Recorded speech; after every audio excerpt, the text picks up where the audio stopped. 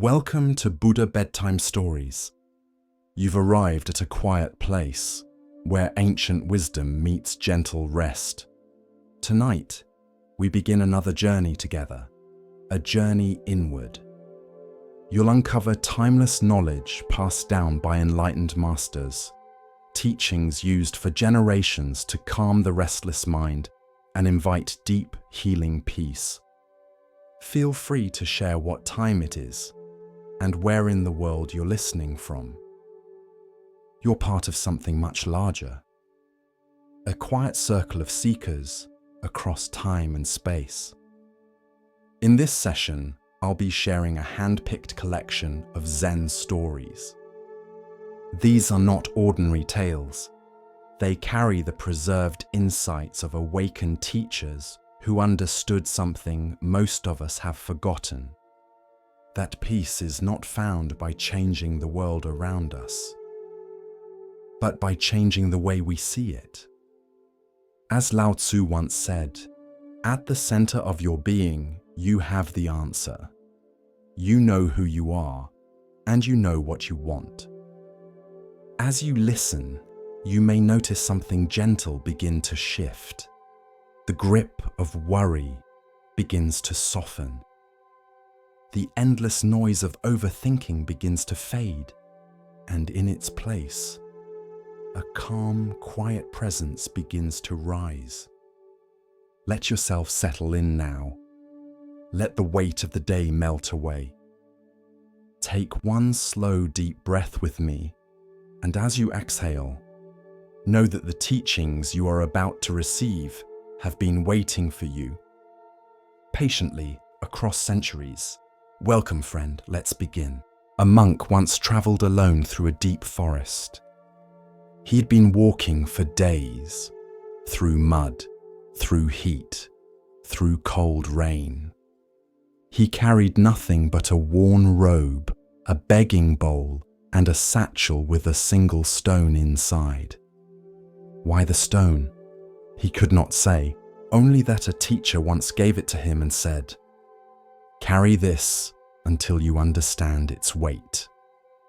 The monk took it literally, and dutifully he carried the stone. At first, it seemed like nothing, but as the months passed, over hills, across rivers, through deserts, it began to burden him.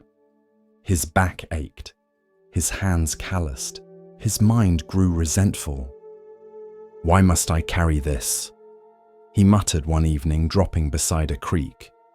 He looked at the stone, round, dark, unremarkable. A simple weight, and yet it had become everything. That night, he slept beneath the stars, and he dreamed. In the dream, he stood in an endless field beneath a vast open sky. He held the stone tightly, afraid to drop it, afraid he might lose something important. Then a voice, calm and distant, whispered, "Are you carrying the stone, or is the stone carrying you?" He awoke just before dawn, heart racing. The sky above him was pale and soft, wide and light. He looked at the stone again and understood. This is the story of thoughts, identity, and the illusion of burdens, how what we cling to becomes our weight. Commentary.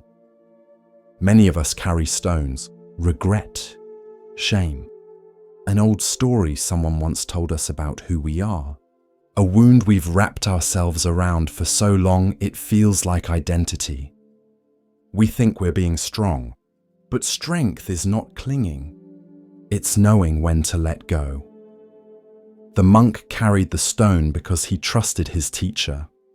But trust without inquiry is like walking in darkness without asking if there's a door. His real practice began not when he received the stone, but when he questioned it. The Buddha taught that suffering arises from attachment, even to things that seem noble, tradition, memory, belief. Self-image. We say this is who I am. But who is saying it? And what happens when the self no longer fits? The stone was not the problem. The gripping was. The fear of what it meant to be without it. We carry pain from the past because we think dropping it means forgetting. We carry roles that no longer serve us because we think they are us. We carry anger because we think it protects us. But a clenched fist cannot hold the sky. Later that day, the monk stood on a hilltop and watched the clouds pass. He held the stone in both hands, not angrily, not resentfully, just with awareness, and then he set it gently on the ground, not thrown, not discarded, just returned. A breeze touched his robe. The clouds shifted. He took his next step, and it felt like the first. In that moment, he realized the sky had always been there. Unbothered, unburdened, vast, and that somewhere along the way, he had confused being grounded with being weighed down.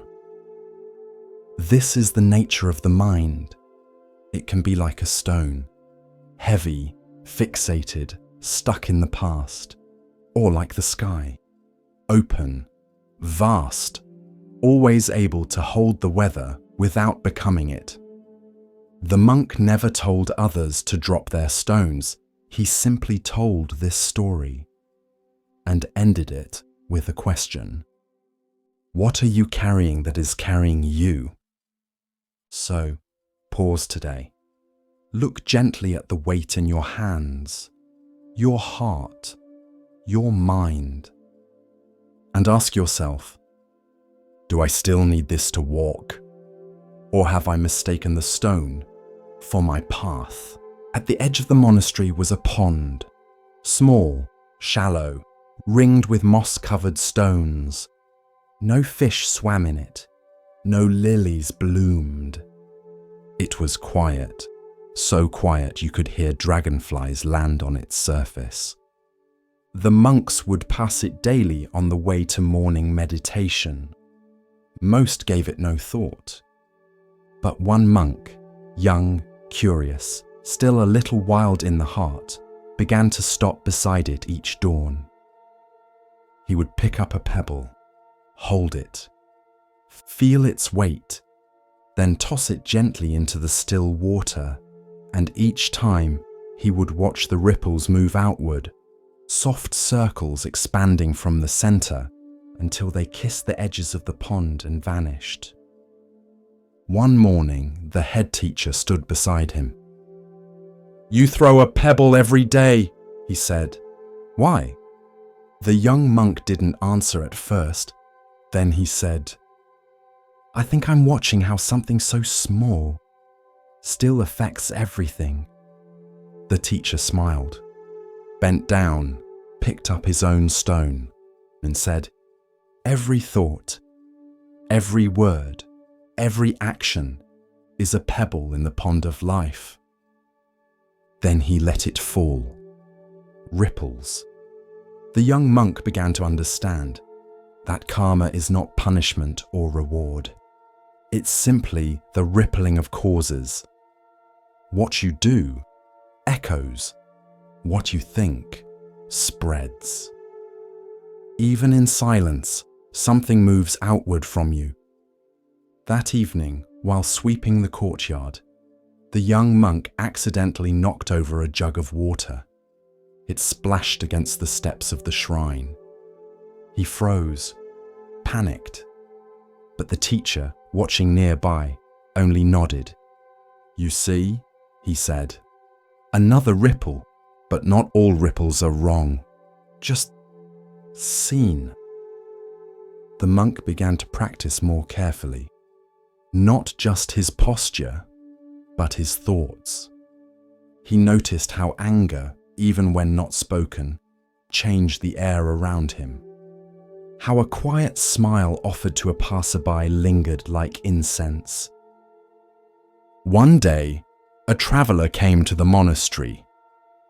troubled, distracted, unable to sit still during meditation. The young monk didn't say much, just poured him tea, listened, and as the man left, bowed gently. Later, the traveler returned, calmer. He said, "I don't know what helped me, but something about your silence made me feel still. A ripple. Not grand, not loud, just a movement born from presence." There is a story in Zen. A student asked, "How do I change the world?" The teacher replied, "Change the shape of the stone you drop into it." The young monk continued to visit the pond, but now he didn't throw pebbles each day. Sometimes he just sat, watching the water hold its breath. Because he understood now, it's not always about making ripples. Sometimes it's about learning to be still enough to feel them. In a sleek glass building downtown, an elevator rose and fell like breath. It carried suits and heels, coffee cups and clipped conversations, laptops glowing with unread messages. And in it stood Daniel. Crisp tie, polished shoes, phone always in hand. Eyes darting to the floor counter. 17, 18, 19, always up. Daniel worked in mergers and acquisitions. His days were booked in color-coded blocks. 10-minute meetings, lunches at his desk, even bathroom breaks planned with precision. He was good, efficient, respected, and completely unable to rest. The elevator was his chapel, the only place he stood still. And even then, his mind climbed faster than the floors. One day, the elevator stopped between levels. A soft jolt, a mechanical sigh, then stillness. Daniel exhaled, checked the buttons, pressed call, tapped the screen on his phone. No service. He cursed, then waited. 5 seconds, 10, a minute, no motion. Panic started to rise. Not fear of being trapped, but fear of not moving. In that silent steel box, Daniel faced the one thing he avoided: stillness. He looked around, at the brushed metal walls, at his own reflection, tight jaw, shallow breath. For the first time in months, he had no signal, no task, no escape. And slowly, something cracked. Not loudly, just a hairline fracture in the illusion. Daniel slumped slightly, loosened his tie, sat down right there on the elevator floor. He exhaled, long and low. He noticed how loud silence is when you're used to constant motion. He watched the display screen, still frozen at level 19. He chuckled. Of course, 19, almost 20. The next promotion, the next salary tier, the next version of himself. Always almost, never here. The Buddha once asked, if you carry a burden endlessly, does it grow heavier or lighter? The answer is, it becomes you, and you forget you are ever free of it. Daniel didn't move, didn't check the time, didn't plan. He just sat, and after a while, he realized he didn't miss anything. The world outside was still spinning, and yet, in here, there was space. 15 minutes passed, then a voice came through the intercom. Sorry about that, sir. Elevator's back online. A whir, a lurch, and the floor counter resumed its climb. But something in Daniel did not. When the doors opened at 33, he didn't step out. He pressed G, ground floor, and rode all the way back down. No one understood, but for the first time, he didn't care to explain. Presence isn't just stillness. It's not needing to climb when you don't know why you're climbing. The next day, he came to work with a small thermos of tea. No email before 10 a.m. He looked co-workers in the eye, asked how they were, waited for the answer. He still worked hard, still showed up, but something had softened. Something had stopped chasing. Years later, Daniel told a friend, "The best thing I ever did was get stuck." The friend raised an eyebrow. Daniel smiled. "I needed the elevator to stop, so I could finally notice. I didn't want the top floor. Climbing isn't wrong, but climbing without pause forgets the view, and sometimes the highest level is the one where you sit down and breathe." As we continue our journey through the wisdom of Zen Buddhism, let us turn to a tale about recognition and the true nature of worth. This is the next story. The forest lay still beneath the afternoon sun, warm and golden, its edges softened by the hush of tall grass and the rustle of distant leaves.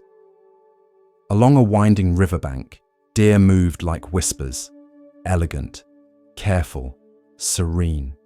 They drank from the clear water, nibbled the green shoots, and lifted their heads with ears poised to catch the smallest sound. Among them walked a deer, unlike the others. Tall, golden brown, with a coat that shimmered like silk, and eyes that held not fear, but understanding. He was the Buddha in a life long before his final birth. And he was known as the king of the banyan deer. In this forest, two great herds lived side by side, the banyan deer and the branch deer. Each herd had its king, but only one ruled with wisdom and mercy. The king of the banyan deer cared for his herd as a father cares for his children. He ensured the weakest were protected. He shared shade and water with all. And when conflict stirred, he calmed it with reason, never violence. But far beyond the forest, beyond even the river's reach, sat a palace of polished stone. There lived a human king, powerful, proud, and enamored with the hunt. He loved the thrill of the chase, the cries of hounds, the clatter of hooves, the fall of the body. But he grew tired of riding so far for the kill. And so one day he declared, "Let the deer be driven into the royal park. I will hunt them there at my leisure." His men rode into the forest, scattering the herds. Mothers called for fawns. Hooves pounded through brush and mud, and by force, fear and fire, hundreds of deer were herded into the park's high-walled grounds. The king of the banyan deer and the king of the branch deer were among them. The hunt began. Each day, the human king would enter the park and fire his arrows. The deer ran. Many fell. The others huddled in dread, knowing not who would die next. So the two deer kings came together. "This cannot go on," said the banyan deer. "Too many suffer. Too many die. There must be a way to spare the herd greater agony." The branch deer narrowed his eyes. "You would deal with the hunter?" "No," said the banyan deer. "I would speak to the man." That night, while the moon hung low and silent, the banyan deer stood at the gates of the palace. The guards laughed at first until they saw his eyes. They led him in, and the next morning, the king, amused by the boldness of the creature, agreed to listen. "You are brave to come," he said, "but also foolish. Speak, and I may spare you." or I may make a rug of your hide." The deer bowed his head, not in fear, but in respect. "My lord," he said calmly, "your arrows fall without pattern. The deer live in terror. Let there be order. Each day we will offer one deer willingly. No chase, no cruelty. Just one life, given so the rest may live without panic." The court gasped. The king blinked. "You would offer your own kind?" "To save many, yes." The king, impressed by this wisdom, agreed. And so it was that each day one deer came forward, chosen in turn, first from the branch deer, then from the banyan deer. There was no fleeing, no screaming, only quiet surrender. But one morning the chosen deer did not come. Instead, a young doe, trembling thin, appeared at the palace gate, her eyes wide with grief. "My lord," she whispered, bowing low, "today was my husband's turn, but I have just birthed a fawn.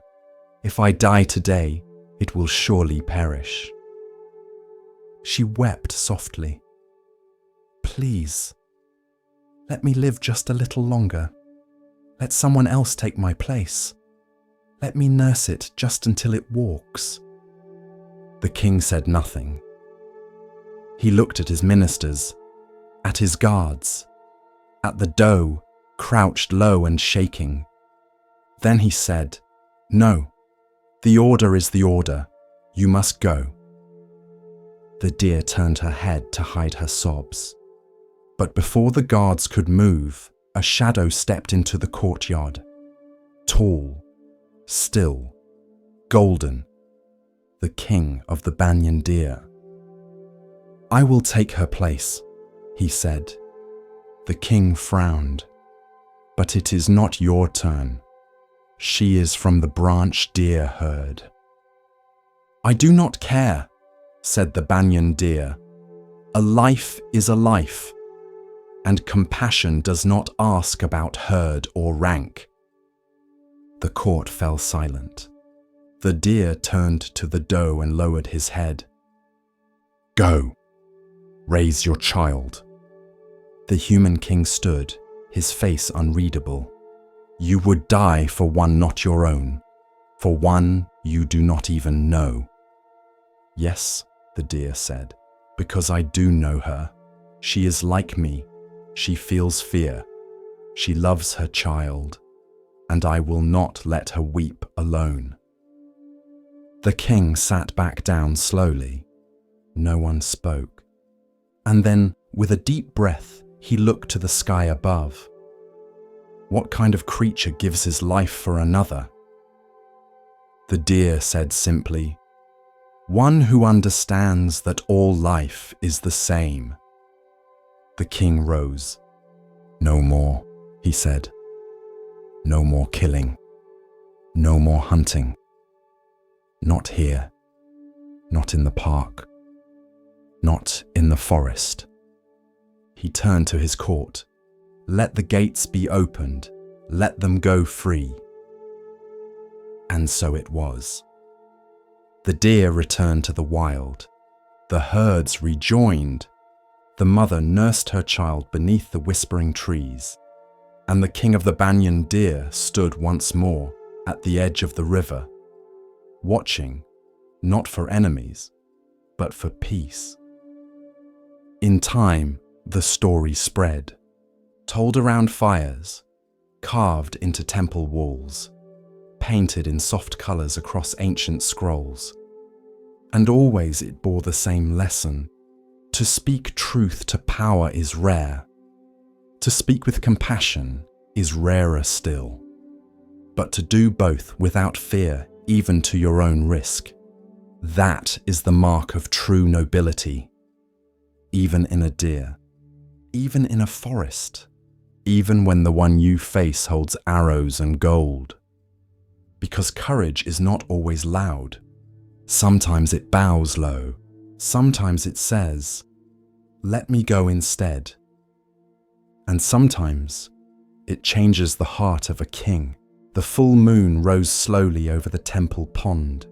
Its pale light spilled across the stone paths, kissed the tips of bamboo leaves, and finally rested on the water surface. Perfect, round, and still.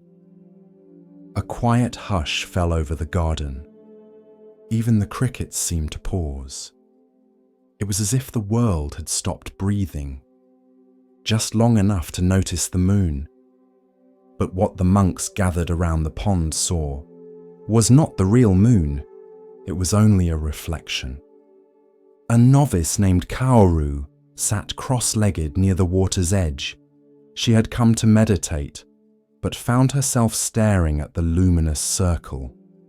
It shimmered with every ripple. It danced when the breeze blew. It fractured into 1,000 pieces when a frog leapt across. And yet, when the pond stilled again, there it was, whole, unmoved, unaffected. The head monk, Master Renji, approached quietly. He sat beside her without a word. For a while they both watched. Finally, Kaoru whispered, "It looks so real." Renji nodded. "It does." She tilted her head. "But it's not. It's just light." Renji smiled. "Is your reflection in the mirror not you?" Kaoru hesitated. "I don't know. It looks like me, but it's not me." "Then what is it?" he asked. "A copy," she guessed. Renji turned to her. "And what is your idea of yourself?" She blinked. "A reflection." Renji picked up a small stone. He held it above the pond, then let it fall. Plop! The moon shattered again. 1,000 tiny moons danced outward on the ripples. "Does the moon mind?" he asked. Kaoru laughed softly. "No." "Does the moon change?" "No," she said again. Renji looked at her gently. "Then let your mind be the sky, not the water. The moon is always whole, whether you see it clearly or not." That night, Kaoru wrote in her journal, "I chase shadows. I polish reflections. I mistake the moon in the water for the truth." The next morning, during temple chores, Kaoru knocked over a bowl. It shattered. Clay and rice spilled across the floor. She gasped. But instead of panic, she remembered the moon. A fellow novice scolded her. She bowed, cleaned the mess. Inside, she felt no shame. Only the quiet smile of someone who had seen a truth. Weeks later, a guest philosopher visited the temple. He asked the monks, "What is real?" Some spoke of emptiness, others of causes and conditions. One offered the Heart Sutra. But when the question came to Kaoru, she said, "The moon and the water." She explained, "The moon is reality. The water is our mind. When our mind is still, reality reflects clearly. When disturbed, the image breaks, but not the truth." The philosopher nodded slowly. "That is poetic, but how do you know it's true?" Kaoru looked up. "Because when I stop chasing the reflection, I feel the light on my face." That night, Master Renji shared a final koan with the gathered monks. A monk asked, "Master, what is enlightenment?" The master pointed to the moon in the sky. Then he pointed to the moon in the water. Then he smiled. No answer, no explanation, just two moons. And the silence between them. There is a saying in Zen, "Do not mistake the finger pointing to the moon for the moon itself." And so the teachings end where they began, with a reflection, a a still pond, a moon that never moved, and a student who finally stopped looking for herself in the ripples. It was the 5th night of the waxing moon. The air in Kapilavastu was still, not silent, but hushed, as though the stars had gathered at the edges of the world to listen. The palace walls breathed in jasmine and sandalwood. Lamps flickered gently, servants whispered down the halls. And in the royal chamber, Queen Maya of the Shakya clan slept. Her breath moved softly. Her hands rested over her womb, though she did not yet know why. Outside, the moon hung high, full, radiant, unblinking. And beneath that silver light, a dream came to her. Not wild, not fevered, but clear, like water holding the shape of the moon. The dream. She found herself in a quiet grove. It was not the palace, and yet it felt familiar. There were trees, tall and old. Their trunks curved like dancers, their leaves whispering secrets from lifetimes ago. She stood barefoot, wrapped in white. No crown, no jewels, only peace. And above her, the moon glowed brighter than it ever had, a luminous pearl suspended in sky. Then the winds parted, and from the east he came.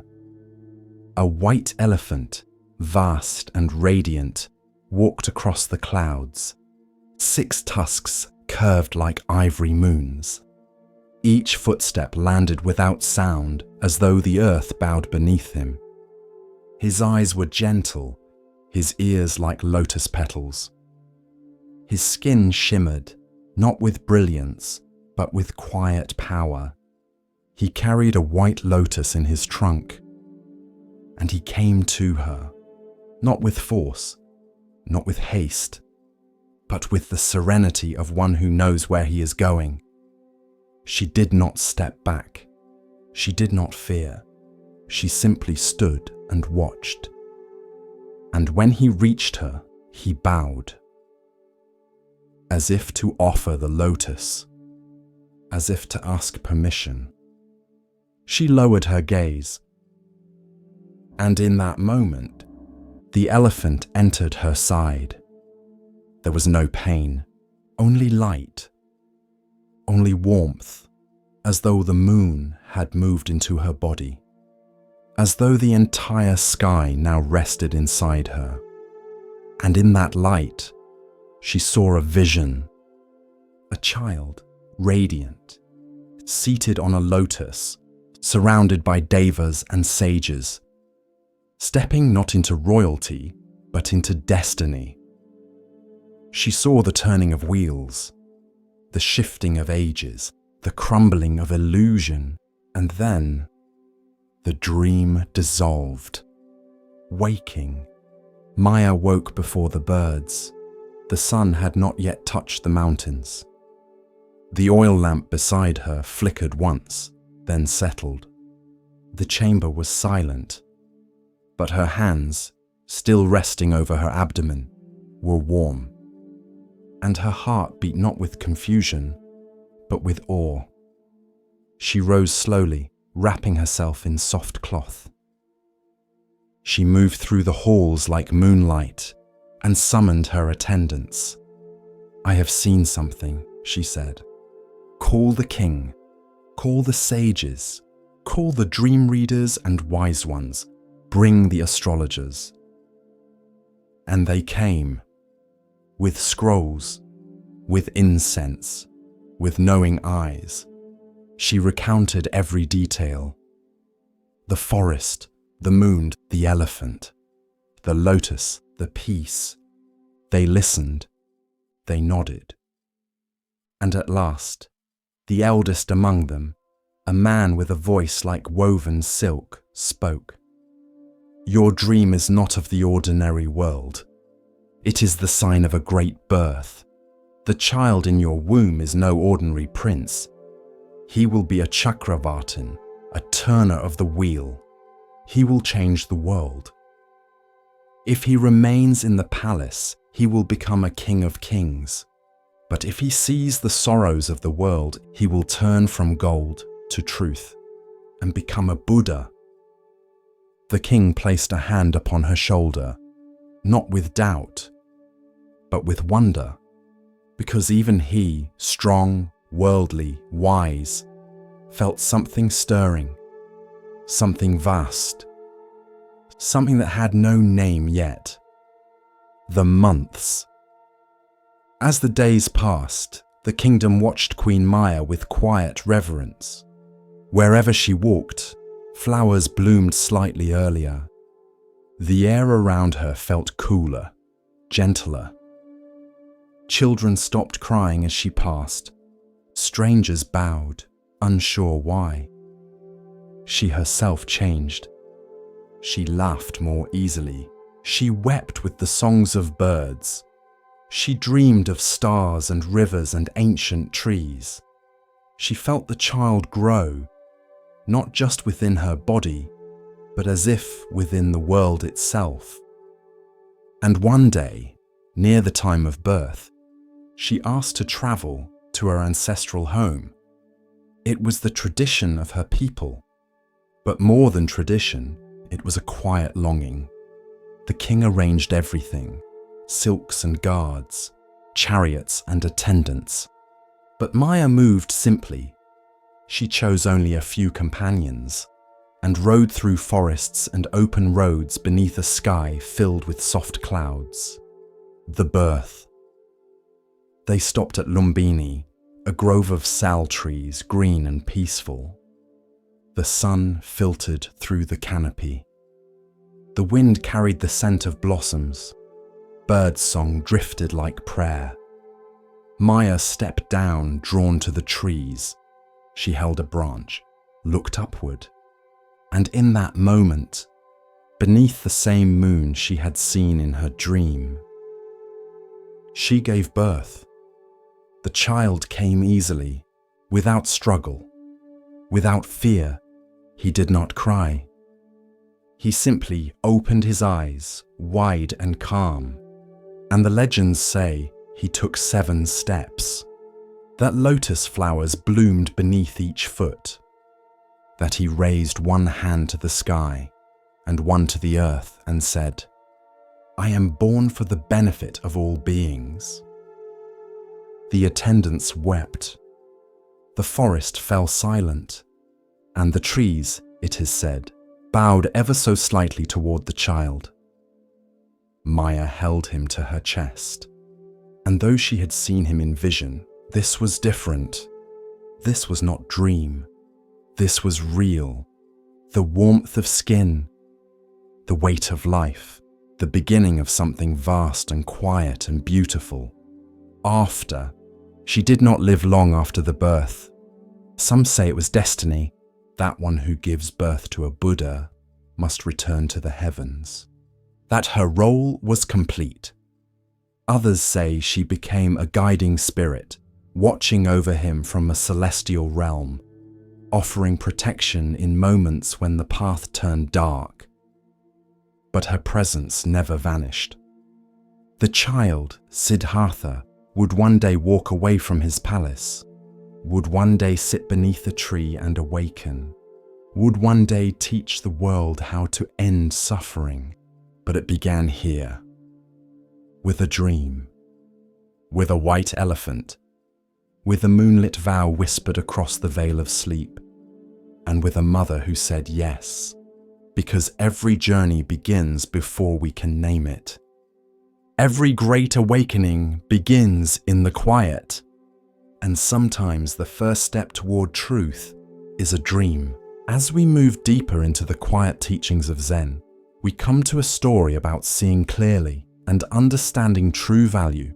Listen carefully to the next story. The forest welcomed him, but not with comfort. It offered no shade from questions, no warmth from familiarity. Siddhartha had left behind the silk and gold of palace life, and now walked among wandering seekers, mendicants, and sages whose ribs showed like cages, and whose eyes glimmered with discipline or delusion. He sought teachers, and they welcomed him, for his mind was sharp and his determination pure. He studied with Arada Kalama, who taught of the formless meditative realms, places where consciousness floated like light on still water. Siddhartha followed his teachings, and with silent breath and sharpened focus, he reached those plains. His mind became spacious. His thoughts slowed like clouds drifting across a still lake. For hours, even days, he remained in deep absorption, untouched by fear, untouched by want. But when he opened his eyes, he saw the truth. Though his body was still, suffering had not ended. The world remained the same. Hunger still visited the poor. Age still bent the backs of farmers. Death still came to children and kings alike. He bowed to Arada Kalama with gratitude and moved on. Next, he studied with Uddaka Ramaputta, who taught of neither perception nor non-perception, of the vast nothingness that lay beyond all forms. Siddhartha once again followed, and again he reached the heights. He learned to let go of sensation, of even the thought of self. He floated, as if beyond the skin of the world. But again, when his eyes opened, the truth remained. Desire still lingered. Aging still came. Death still waited. He thanked his teachers, bowed with reverence, and walked on. He had reached the highest peaks of mind. He had sat in the palace of consciousness. And still, he had not seen freedom. In a grove beside the Niranjana river, he found a band of 5 ascetics who practiced fierce austerity. They believed that the body must be conquered by pain, that by starving it, punishing it, mastering its cravings, one could burn away desire and illusion. Siddhartha joined them. He ate but 1 grain of rice a day. He chewed each grain for long minutes until it dissolved like a breath. He slept in the open, through storm and frost, curled against the roots of trees, his robe no thicker than air. He held his breath until his vision blurred and his head rang with wind. His limbs withered. His skin clung to his bones like silk over stone. His hair fell in clumps, and birds perched near him, thinking him a branch. He listened only to silence. He welcomed pain. He thought it would purify him, but the fire of truth did not rise. He could silence the body. He could silence even the mind, but the ache remained. The ache that asked, why do we suffer? Why do we cling? What ends the endless turning of sorrow? One day, as he bathed in the river, he collapsed from weakness. The water barely reached his knees, yet his strength failed him. His vision dimmed, the world tilted. A young girl named Sujata saw him and, moved by compassion, offered him a bowl of rice milk. Her hands trembled as she knelt before him, unsure if he was a spirit or a dying man. The milk was warm, the grains soft. As it passed his lips, his body stirred, not with indulgence, but with remembrance. The body was not the enemy, nor was the world. In that moment, clarity dawned. This was not failure, this was insight. Neither indulgence in luxury, nor torment of the flesh had freed him. He had lived both extremes. He had walked both shores, and both had kept him bound. He would walk the middle way, not soft and yielding, nor rigid and cruel, not drowned in pleasure, nor crushed by pain, but steady, balanced, awake. He stood and walked back to the grove. The 5 ascetics saw the softness in his step, the colour in his cheeks, and they scorned him. He has abandoned the path, they whispered. He has turned back to comfort. But Siddhartha knew better. He did not argue. He did not explain. He simply bowed and walked on. At the edge of the forest stood a great fig tree whose roots plunged deep and whose branches reached like arms toward the sky. Siddhartha looked upon it and knew, here he would sit, here he would wait. He gathered dry grass for a seat. He placed his back to the tree. He crossed his legs, rested his hands in his lap, and drew a deep, even breath. He made a vow, though my skin withers, though my bones turn to dust, I will not rise from this seat until I find the end of suffering. The sun passed. The moon rose. Birds quieted. Winds stilled. And in the silence the battle began, not with sword or shield, but with doubt and memory, fear and illusion. But that was the next story. For now he sat, still, the seeker who had tasted every path, now ready to look within. The next chapter had begun. He was the oldest monk in the monastery. No one quite remembered when he had arrived. He had been there before the abbot, before the bell tower was built, before the bamboo grove behind the kitchen had taken root. They called him Elder Wen. His robe was patched at the sleeves, his back curved like a bowed reed, and his eyes were always smiling, like he had seen something long ago and never forgotten it. He didn't teach, not formally, but every morning he lit the incense before dawn. Every afternoon he watered the moss around the garden stones, and in the evening he swept the meditation hall in silence, the broom moving in time with his breath. You could walk past him and miss him entirely, unless you were paying attention. Then you would feel it, that quiet radiance, like sitting near a warm lamp on a winter night. One spring, Elder Wen stopped coming to morning service. He didn't light the incense, didn't sweep, didn't bow.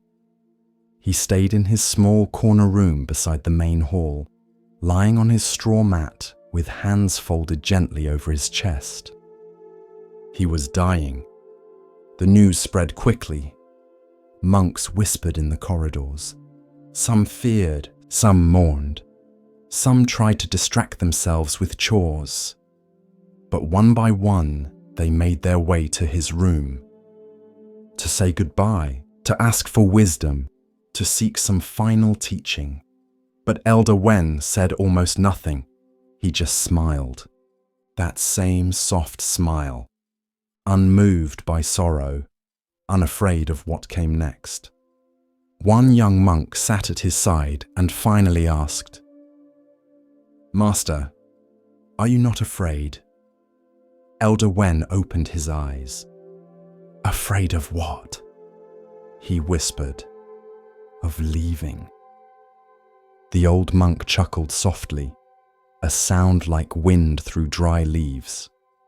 "Leave where?" He looked around his humble room. "There is nowhere to go." Another monk asked, "What is your final instruction?" Elder Wen blinked slowly, then raised one trembling hand and pointed to the teacup beside his bed. It was half full.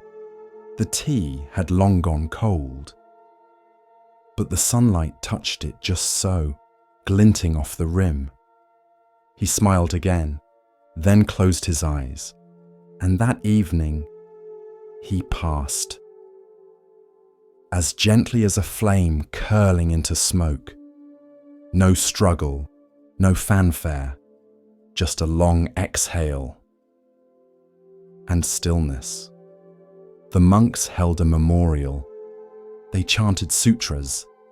They carried his body wrapped in white cloth to the forest. But what they remembered most was not the ceremony. It was the smile. This is the story of death without fear. The final bow of a life lived in awareness. Commentary.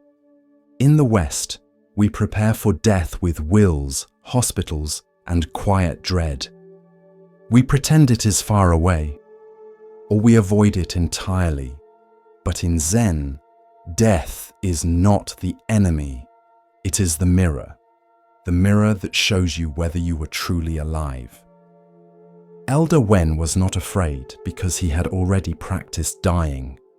Every time he let go of a grudge, every time he stepped aside for someone younger, every time he bowed in silence, releasing his self-importance. The teacup was his final teaching, so ordinary, so overlooked. But it held the whole Dharma. A cup is useful because it is empty. It can hold, receive, release. But if you cling to the cup itself, you miss the tea. If you fear the cup breaking, you never enjoy what it holds. Elder Wen was ready to leave because he had drunk deeply of life. He had tasted the tea, and he didn't cling to the cup. There's a Zen saying, "Let death come like a welcome guest." That doesn't mean we rush toward it. It means we don't turn our back on it. We live with it, like a quiet friend who reminds us not to waste time. Elder Wen's room is empty now, but the moss he watered still thrives. The broom still leans against the wall. The teacup still rests on the low table, cleaned and dry. And his smile lives in the memory of every monk who sat beside him and realized, stillness is not defeat. Stillness is trust. You do not need to fear the end. You only need to live in such a way that when it comes, you can greet it with a breath and a smile. The baby arrived in the middle of the night. Wrapped in a tattered blanket, cheeks flushed with cold, it was placed on the doorstep of the small mountain temple. When the monk opened the door, he found only the child and a young couple trembling in the shadows. The girl clutched her shawl. Her eyes were swollen from crying. "This child is yours," she said. "You are the father." The monk, Hakuin Ekaku, did not argue. He did not protest. He did not explain. He only looked at the baby, then at the girl, and said softly, "Is that so?" In town, the scandal bloomed like wildfire. Hakuin, the respected monk, the teacher, the silent one, had seduced a local girl. People spat at the ground when they passed him. Merchants whispered behind their hands. Disciples left the temple in shame. Still, Hakuin said nothing. He carried water. He chopped wood. He fed the child with one hand and stirred rice with the other. Winter passed, then spring. The baby grew, laughed, cried, teethed on the corner of Hakuin's robe. And still, the townspeople looked on with judgment. And still Hakuin said nothing. Only that same phrase when asked, "Is that so?" A year passed. The girl returned, eyes lowered, voice trembling. She fell to her knees before Hakuin. "I lied," she said. "It was not you. I was afraid. I blamed you." The crowd had gathered now. Some gasped, some hung their heads. She wept and reached for the child. "I'm sorry. I came to take him home." And Hakuin? He held out the child gently and said, "Is that so?" This is one of the most beloved stories in Zen, not for its drama, but for its stillness, for the way Hakuin held the center, unmoved by praise or blame. He did not fight the accusation. He did not defend his name. He did not collapse under judgment. He simply met life as it came. In the West, we are taught to guard our reputations, to clarify, to prove, to explain. But Zen sees the self as a construct, a house of cards built from opinions, images, and roles. And so, Hakuin let his fall, willingly, without resistance. To many, this seems weak, unwise. But in truth, it takes immense strength to say, let them think what they will, I remain. Not in apathy, but in presence. Because the ego is loud, but truth is quiet. Hakuin's phrase, "Is that so?" is not sarcasm. It is not indifference. It is a bow to the unpredictability of life, to its mess, its reversals, its harshness and grace. It is the refusal to cling to any label, hero or villain, saint or sinner, right or wrong. There's a famous Zen saying, praise and blame are like the wind. To follow them is to be tossed about like a leaf. To stand firm is to become a tree. Hakuin was a tree, rooted, silent, alive. In private moments he may have wept. He may have watched the baby sleep and wondered why the world twists so easily. But his practice was clear. Do not grasp, do not reject, receive each moment and respond not with reactivity, but with integrity. What would you do if someone lied about you? If the world turned against you? If your name became a weapon? Could you breathe? Could you hold the pain without making it your identity? Could you say, is that so? And keep walking. There's another layer to this story. By taking the child in, Hakuin protected the girl. He absorbed her shame, held her fear, became her shield. Not out of guilt, but out of compassion. And when the truth came, he did not demand apology. He did not say, I told you so. He returned the child like a leaf to the wind. Because Zen asks nothing of others, only this, be fully present and let go. Commentary. In the modern world, everyone is watching, commenting, interpreting, and we're trained to manage perception, to curate our story. But Hakuin reminds us, your life is not what others say. It is what you do when no one understands you, when you're misread, blamed, dismissed. That is where your practice begins. Hakuin did not defend his innocence, because truth does not need defense. It needs stillness. It needs the refusal to flinch. When asked later why he took the child in, Hakuin said, because the child needed care, and the girl needed mercy, and the temple needed the Dharma to be lived. No scripture, no debate, just rice, sleep, warmth, and the ability to say yes to life, even when it doesn't make sense. Is that so? Is not an answer. It's an opening, a breath before reacting. A choice to not fight the river, but to float, eyes open, and maybe even smile. With each step on the Zen path, a new lesson unfolds.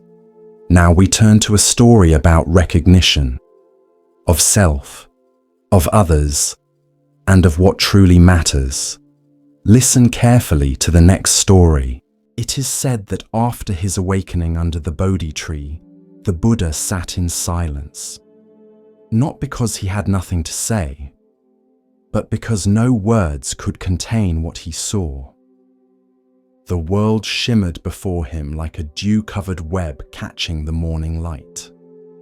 Everything, every leaf, every breath, every thought was connected, not metaphorically, not poetically, but truly. And so, in that first silent gaze, the Avatamsaka Sutra was born, not as speech, but as vision, a vast radiant vision of interbeing. Imagine this: a net stretches across the cosmos, infinite in all directions. At each knot of the net, there is a jewel, and in each jewel, the entire net is reflected. Every other jewel, every other reflection. No part is separate. No jewel exists on its own. This is Indra's net, one of the core images in the Avatamsaka Sutra. It is not a fantasy. It is how reality is structured. Everything contains everything. You are a jewel in the net. So is the ant beneath your foot. So is the person you haven't forgiven. So is the star pulsing light from 10 billion years ago. Each one reflects all, and when one moves, all are changed. This is not romanticism. It is truth seen from beyond the ego. In the Avatamsaka, it is said that a single moment of insight can contain the entire Dharma, and a single grain of sand can reveal all Buddhas, because nothing is just itself. A drop of water is also the cloud, the river, the ocean, the drought, the cry of thirst, the hand that turns on the tap. All these are not separate events. They are expressions of one great dance. There's a story told from the sutra. The Bodhisattva Sudhana travels in search of awakening. He visits 52 teachers. Each one shows him a different truth. A sailor, a child, a gardener, a courtesan, a beggar, a monk.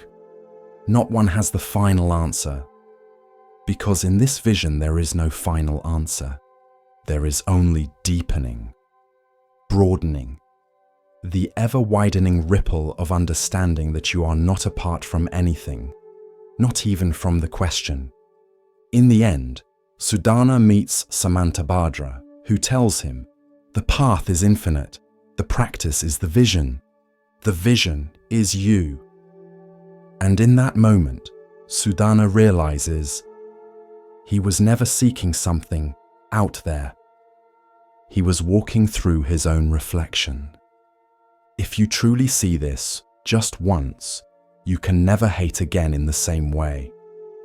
Because to harm another is to harm yourself. To lift another is to lift all. You do not have to understand the whole net. You only have to touch one jewel, a single act of kindness, a single moment of stillness, a single breath where you choose love over fear. That one act changes everything, because the net responds, because you are not alone, because no wave rises by itself. Commentary. The Avatamsaka Sutra is sometimes called the flower ornament scripture, because it reveals the beauty of reality as it is, not flat, not linear, but multi-dimensional, like a lotus unfolding endlessly in every direction. In our daily lives, we feel separate.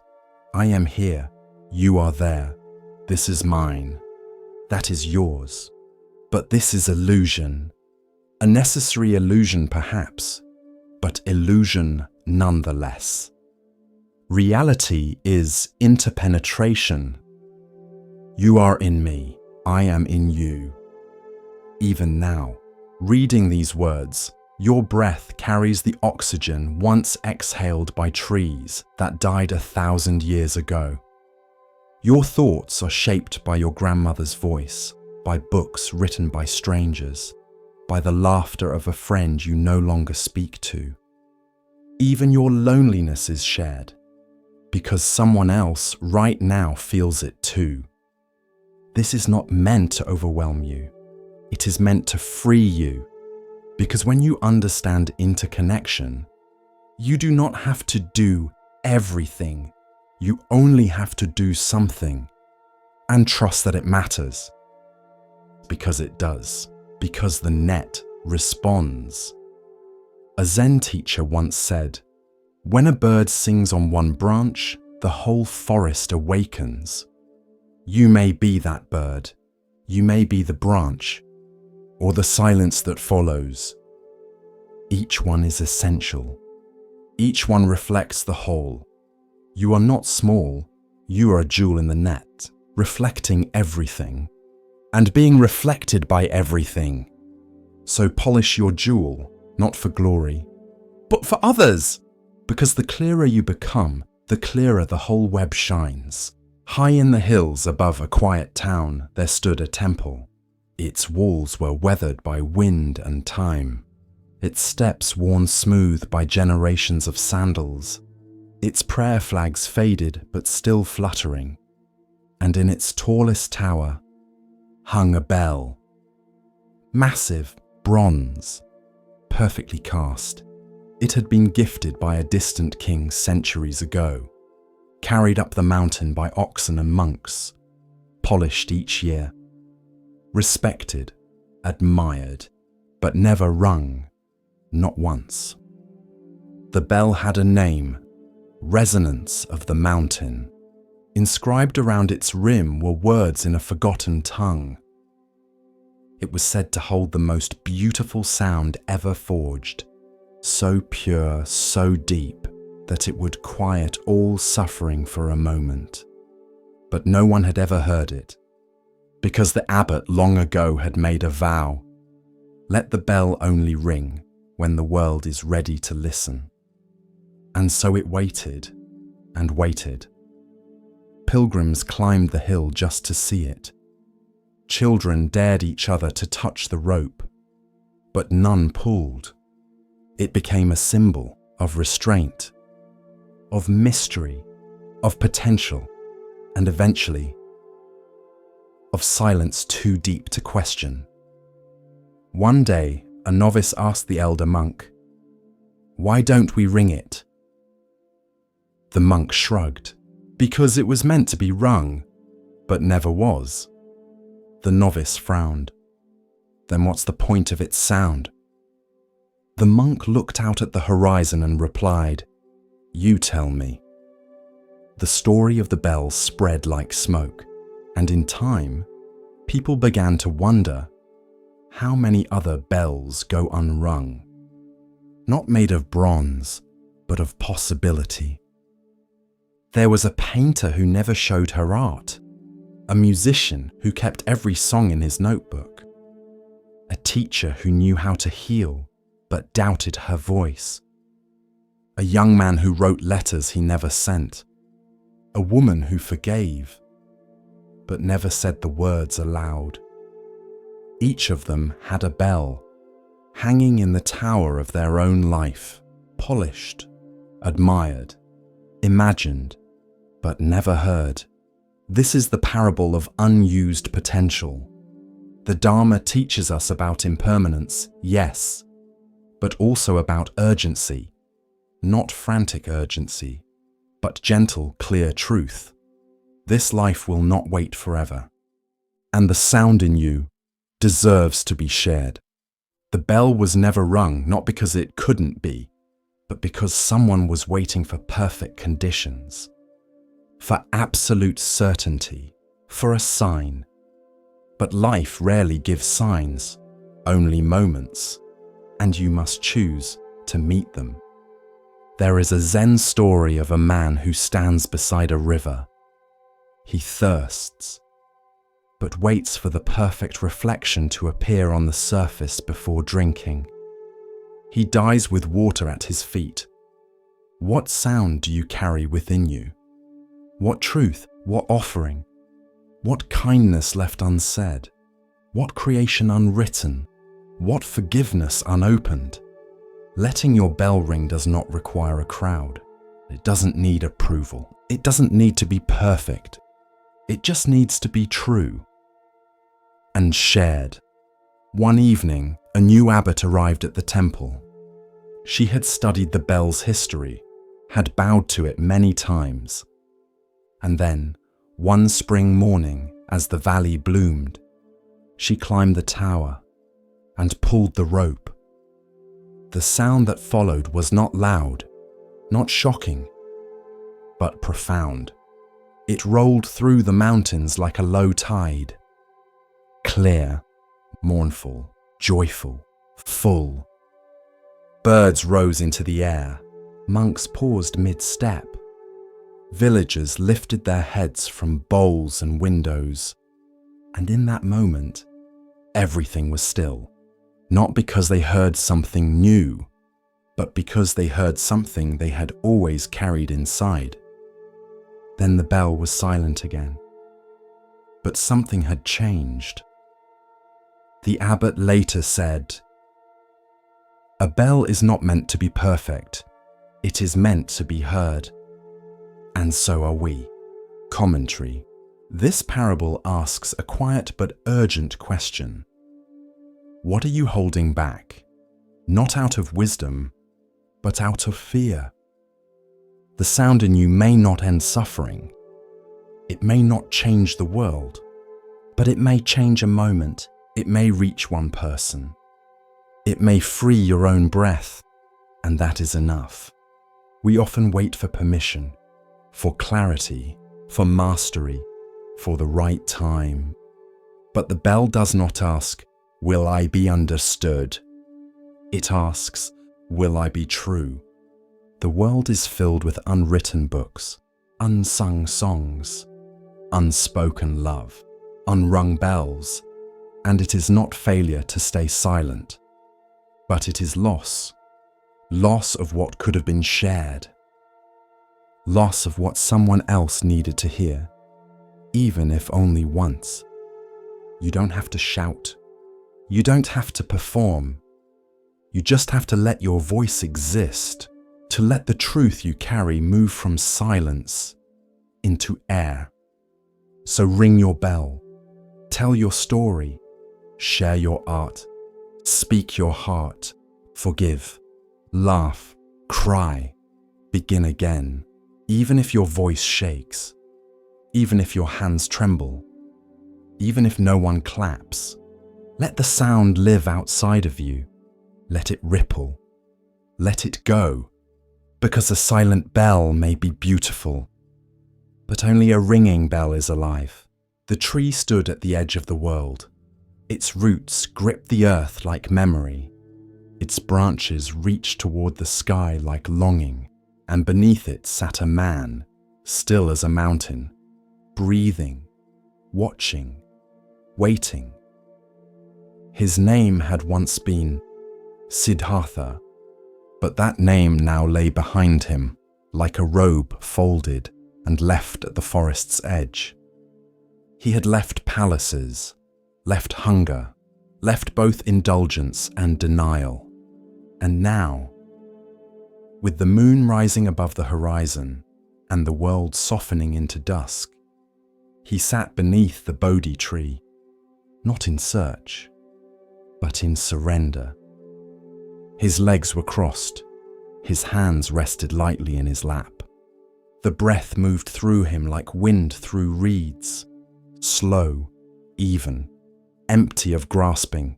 He had made a vow, though my skin withers, though my bones turn to dust, I will not rise from this seat until I see clearly, until I find the end of suffering.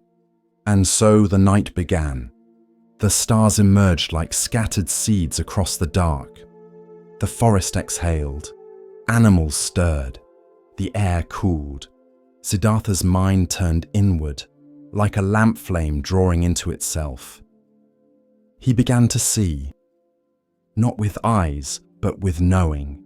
Visions came, clear, unforced, as if someone were whispering his past to him, life by life. He saw himself born in countless forms, as man, as woman, as child, as beast, as merchant, as slave, as prince, as pauper, each life blooming and withering, each desire rising and fading, each birth followed by loss. He saw himself die 1,000 deaths, not with fear, but with clarity, and for the first time he understood. The self is not fixed.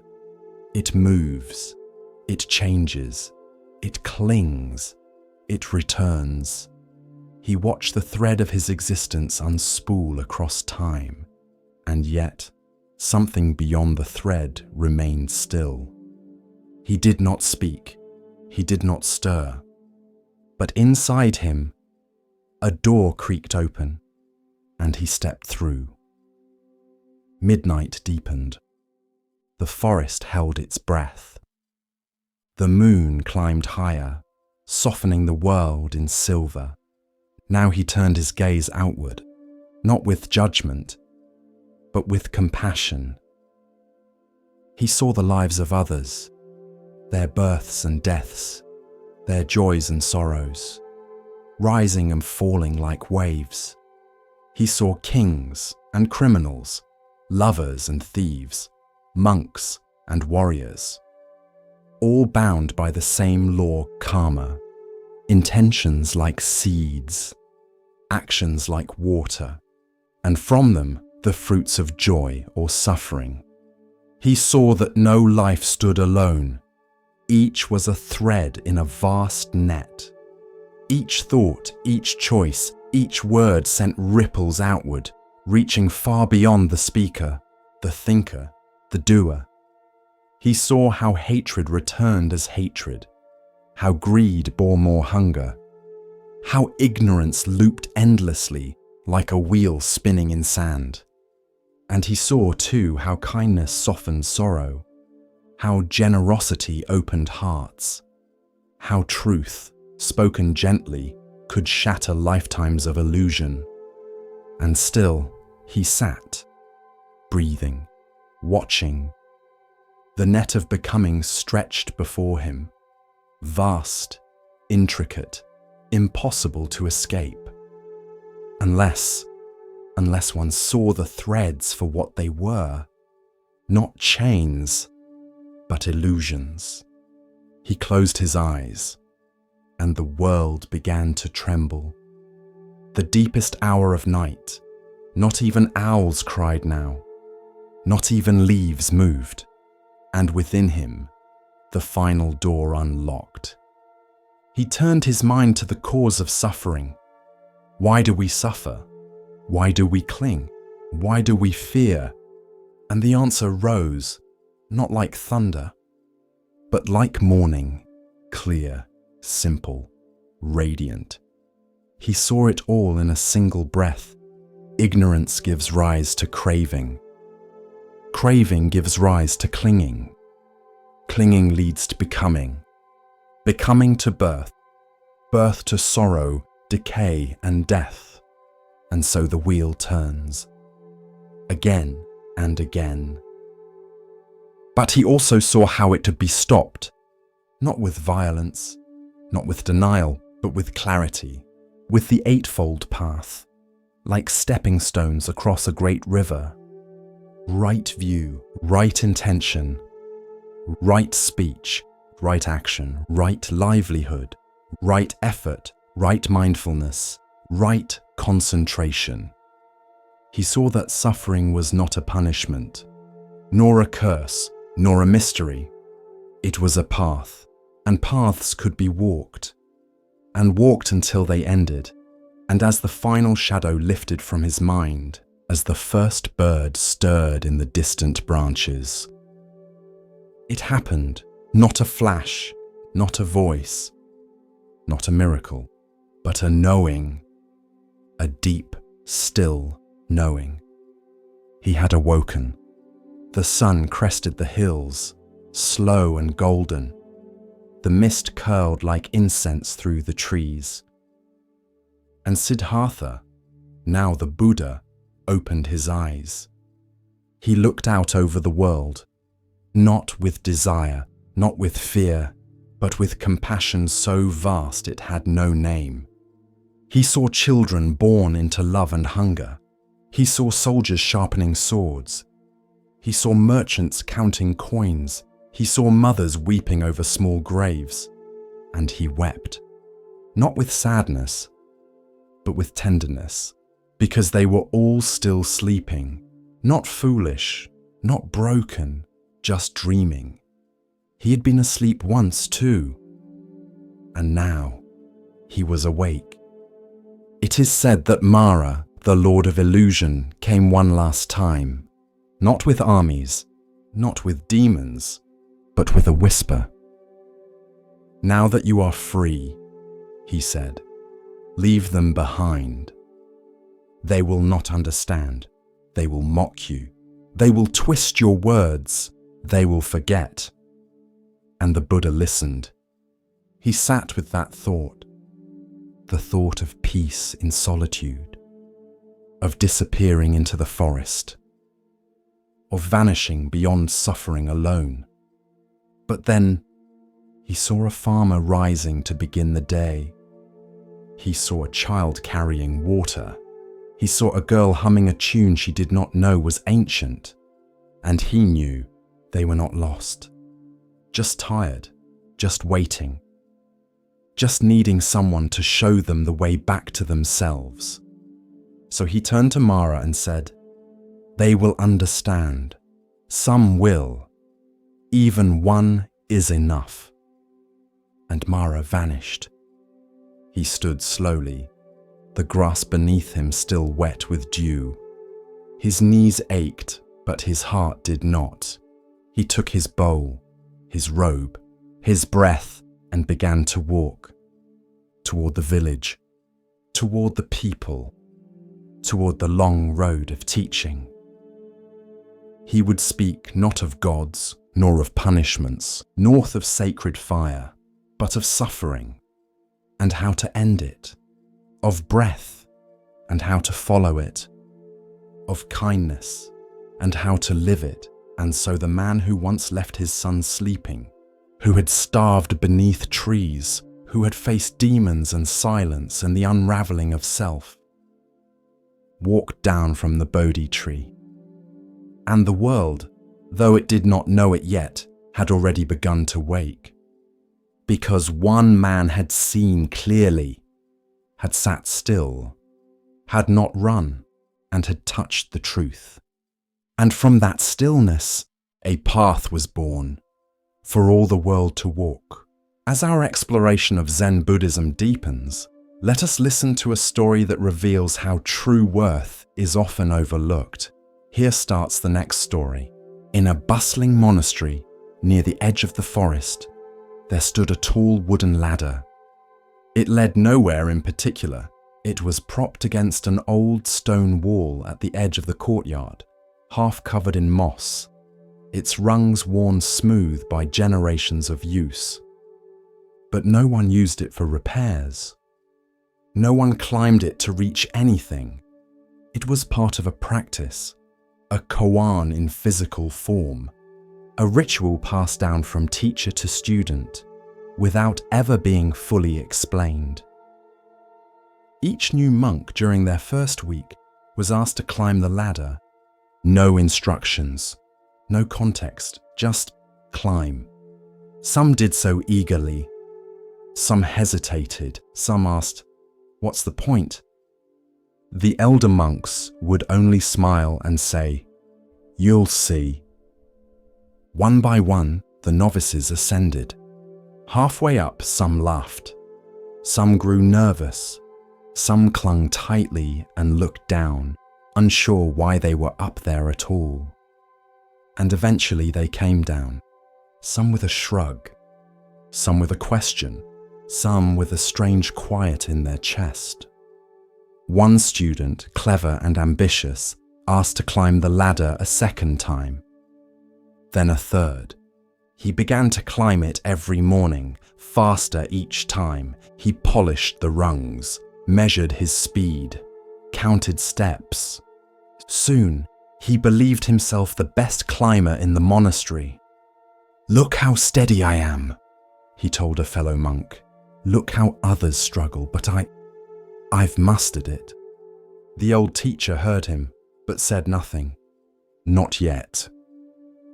Then one foggy morning, the student climbed the ladder again. This time he brought a small bell and rang it proudly at the top, announcing his arrival to the courtyard below. The monks turned, some with amusement, some with discomfort. The old teacher approached and said quietly, "You've climbed very high, but have you noticed? There is nothing up there." The student frowned. "I climbed to improve myself," he said, "to rise above, to be better." The teacher looked at him kindly. "Then you are climbing a ladder of ego, and that ladder goes nowhere." The student froze.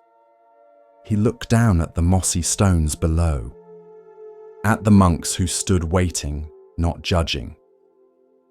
And in that moment, something in him cracked open. The teacher continued, "Each rung you climb thinking it makes you superior is another step away from what you truly are. Real growth does not make you taller than others. It makes you more able to kneel beside them." He descended slowly, for the first time, with no pride in his chest. Just breathe, just stillness, just a strange, welcome sense of returning to earth. This is the parable of the ladder of ego. In life, we often climb. Status, wealth, validation, mastery, spiritual progress, intellect, fame. Each rung promises something. Now I'll be enough. Now they'll respect me. Now I can rest. But at the top, we often find nothing. No summit. No answer. Just more sky. The Buddha warned of this subtle trap. The ego does not always show itself through arrogance. Sometimes it appears as spiritual pride, as goodness that separates, as quiet superiority disguised as humility. True awakening is not a climb, it is a return, a coming back to the place where there is nothing to prove, no one to impress, no summit to reach, only presence, only now. There's an old Zen story. A young man asked a master, "How long until I am enlightened?" The master replied, 10 years. "And if I try very hard?" the student asked. 20, said the master. "The harder we climb in pursuit of self, the farther we drift from what is not self. The more we grip the ladder, the more we miss the ground." Commentary: the ladder of ego is invisible, but heavy. It lives in comparison, in judgment, in the quiet belief, "I'm a little better than them." Even in spiritual practice, it whispers, "Look how mindful I am. Look how patient I've become. Look how others still struggle." But real growth is silent. It doesn't need a bell at the top. It rings quietly in the heart and says, "Let go." You may climb, yes, but ask, why? If the climb brings you closer to compassion, keep going. If it takes you farther from others, come down. Sometimes the real practice is to descend, to sit beside, to listen, to walk with, not above. In the monastery courtyard, the ladder still stands. weathered, unused, but not forgotten. Now, it serves as a reminder, not of reaching, but of returning. In the heart of a wealthy city, wrapped in silk and stone, lived a man who had everything. Gold draped his halls. Ivory framed his mirrors. Incense curled in soft waves from brass burners that never cooled. His name was Viran. He owned land, warehouses, servants, even ships that crossed oceans bearing his name on their sails. And yet, he could not sleep. Each night, he turned beneath embroidered sheets, his mind counting coins like sheep. Each morning, he awoke with new orders, new demands, new acquisitions. He kept building, kept gathering, but inside there was a tightness he could not name. One day, as he stepped from his carriage, he noticed a beggar sitting beside the temple gate. The beggar's robe was faded and torn. His alms bowl was empty, but his eyes were calm, still as a pond before dawn. Viran glanced at him and scoffed. "If I had nothing," he said, "I would not smile." The beggar bowed.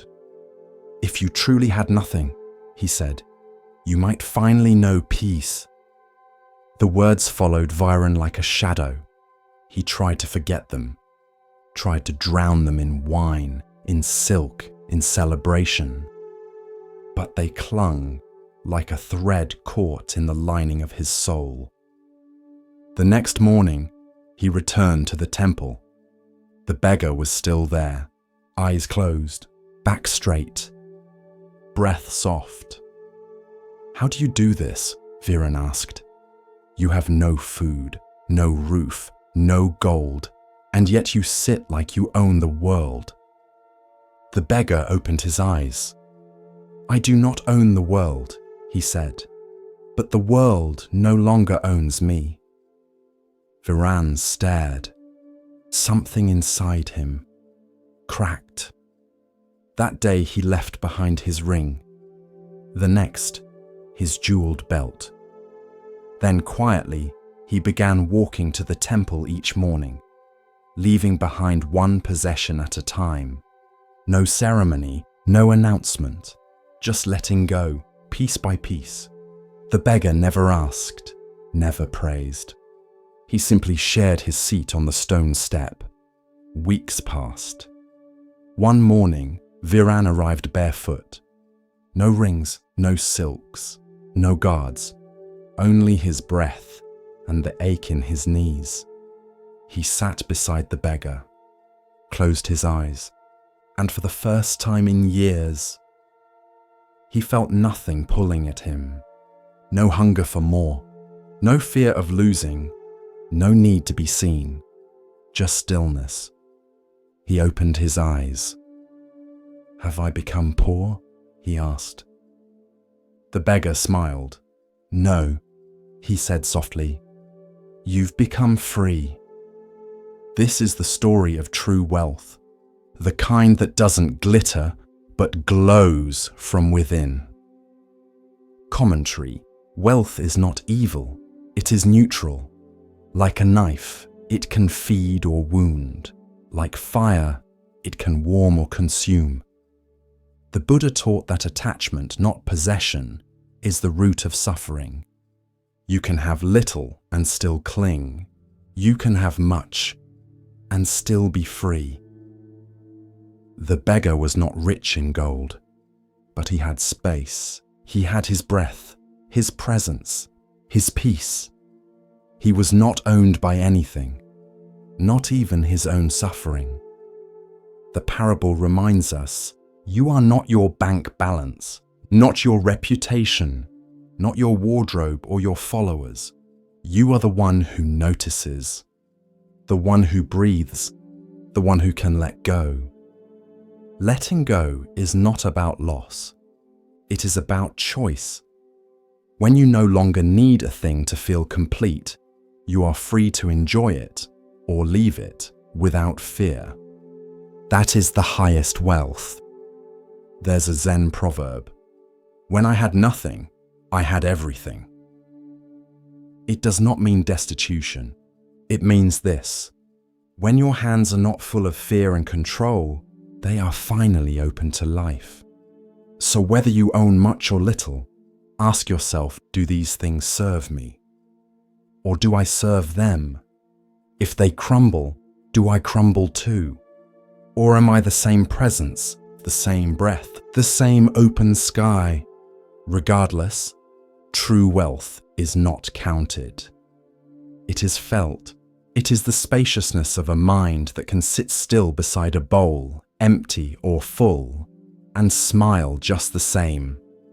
Be that kind of rich. She was just the cleaning woman. That's what most called her. Not nun, not practitioner, not devotee, just the woman who swept the temple. She arrived before sunrise, her hair tied back in a grey knot, her robes plain and faded, her broom worn thin at the bristles. She did not chant, did not preach, did not study sutras in the main hall. She swept the stone walkways, the meditation hall.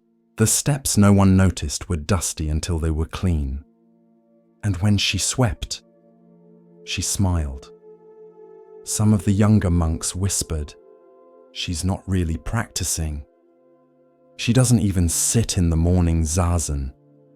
She just does chores." But she never responded. She bowed to them anyway. Years passed.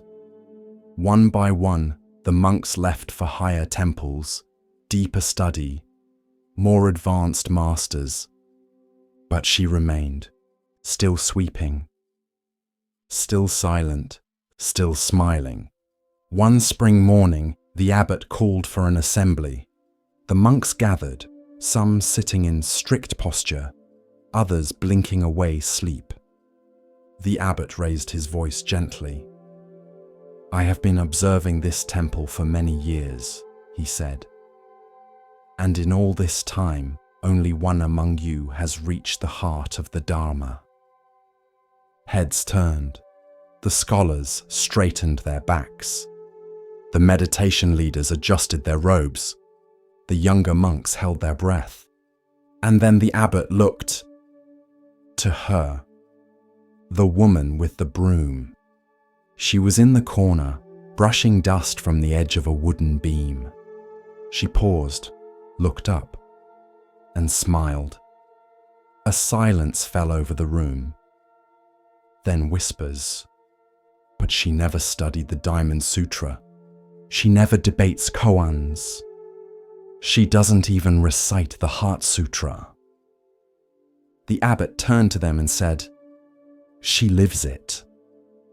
This is the story of embodied wisdom, the kind that doesn't speak loudly, but moves like breath through a humble act. Commentary. There is a great misunderstanding in spiritual life, that awakening comes only through texts, or teachers, or temples. But the Buddha taught in forests. He sat beneath trees. He pointed to rivers and mountains and empty bowls. He said, "The way is not in the sky, the way is in the heart." The woman who swept the temple did not need to talk about mindfulness. She was mindfulness. Every stroke of her broom was deliberate. Every step a prayer, every breath a chant. She did not perform her devotion, she lived it. You can memorize every scripture and still miss the truth. You can quote the sutras and still live with bitterness.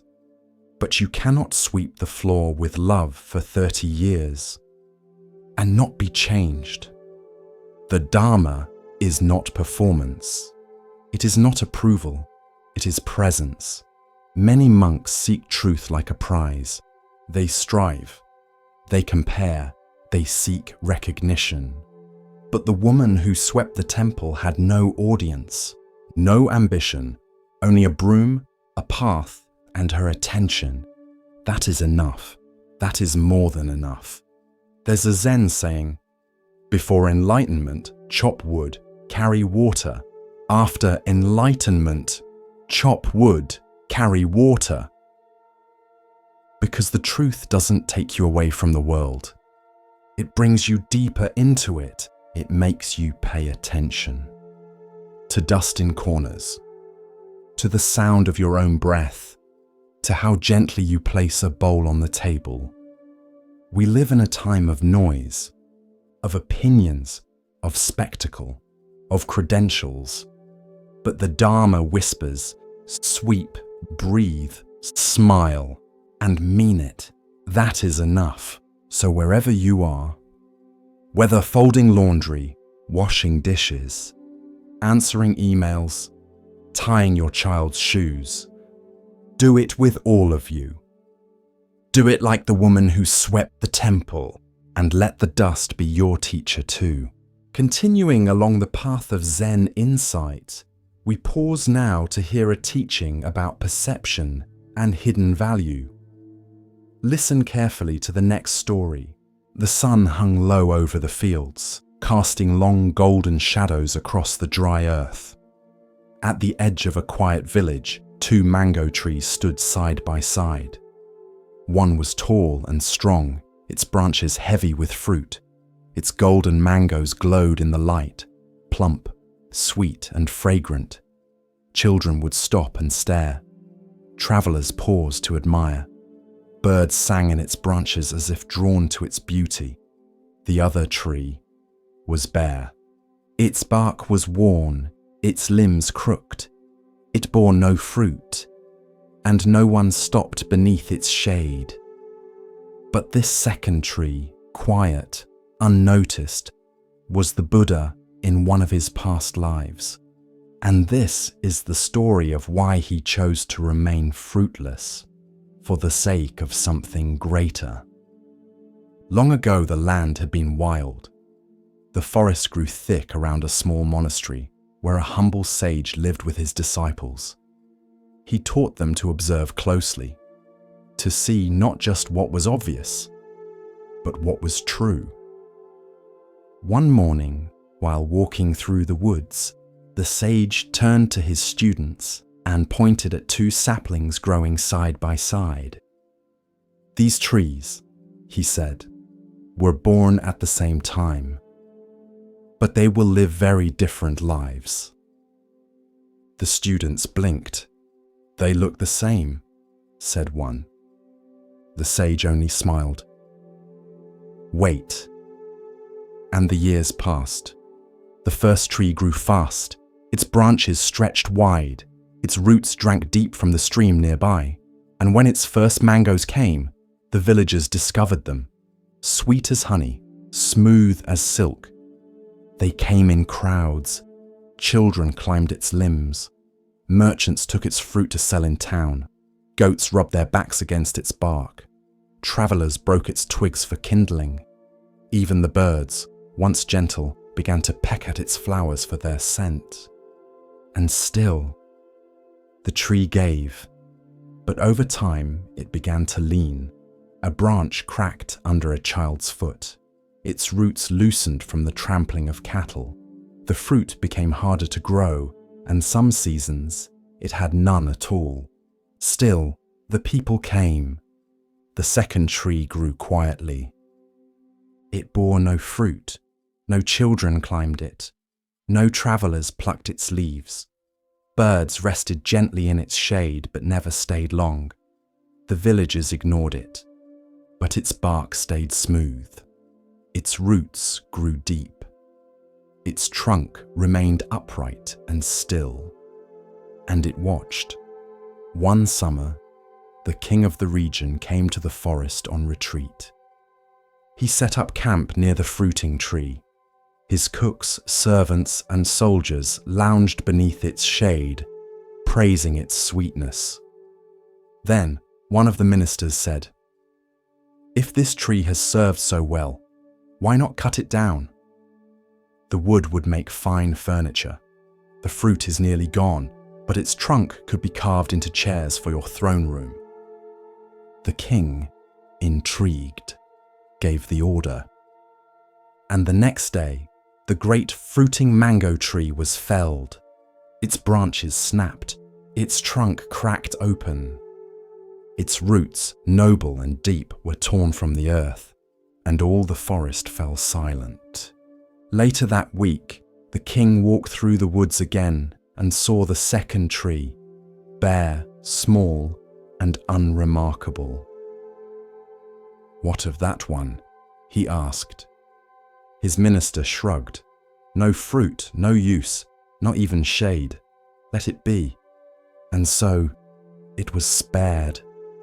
The sage, watching from a distance with his disciples, bowed slightly to the bare tree.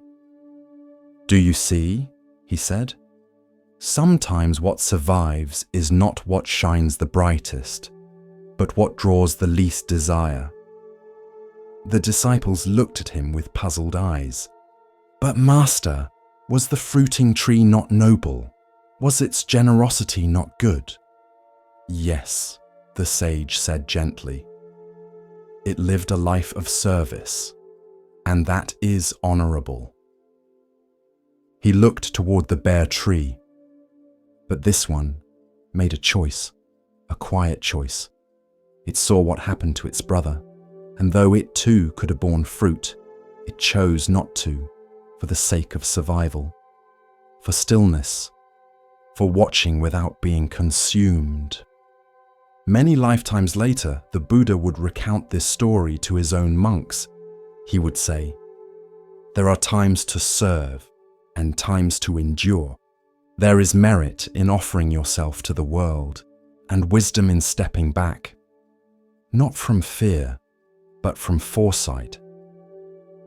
And the story passed through generations, told to children not to make them afraid of giving, but to teach discernment, to remind them that not all service must be seen, that sometimes quiet restraint is a form of compassion too, because the world will always chase what glows, but sometimes what glows too brightly gets torn down, and what stands quietly survives to keep teaching. A monk once asked his teacher, "Master, where does the path to enlightenment begin?" The teacher did not answer. Instead, he stood up, walked across the room, and swept the floor. Later that night, the monk asked again, "Then where does it end?"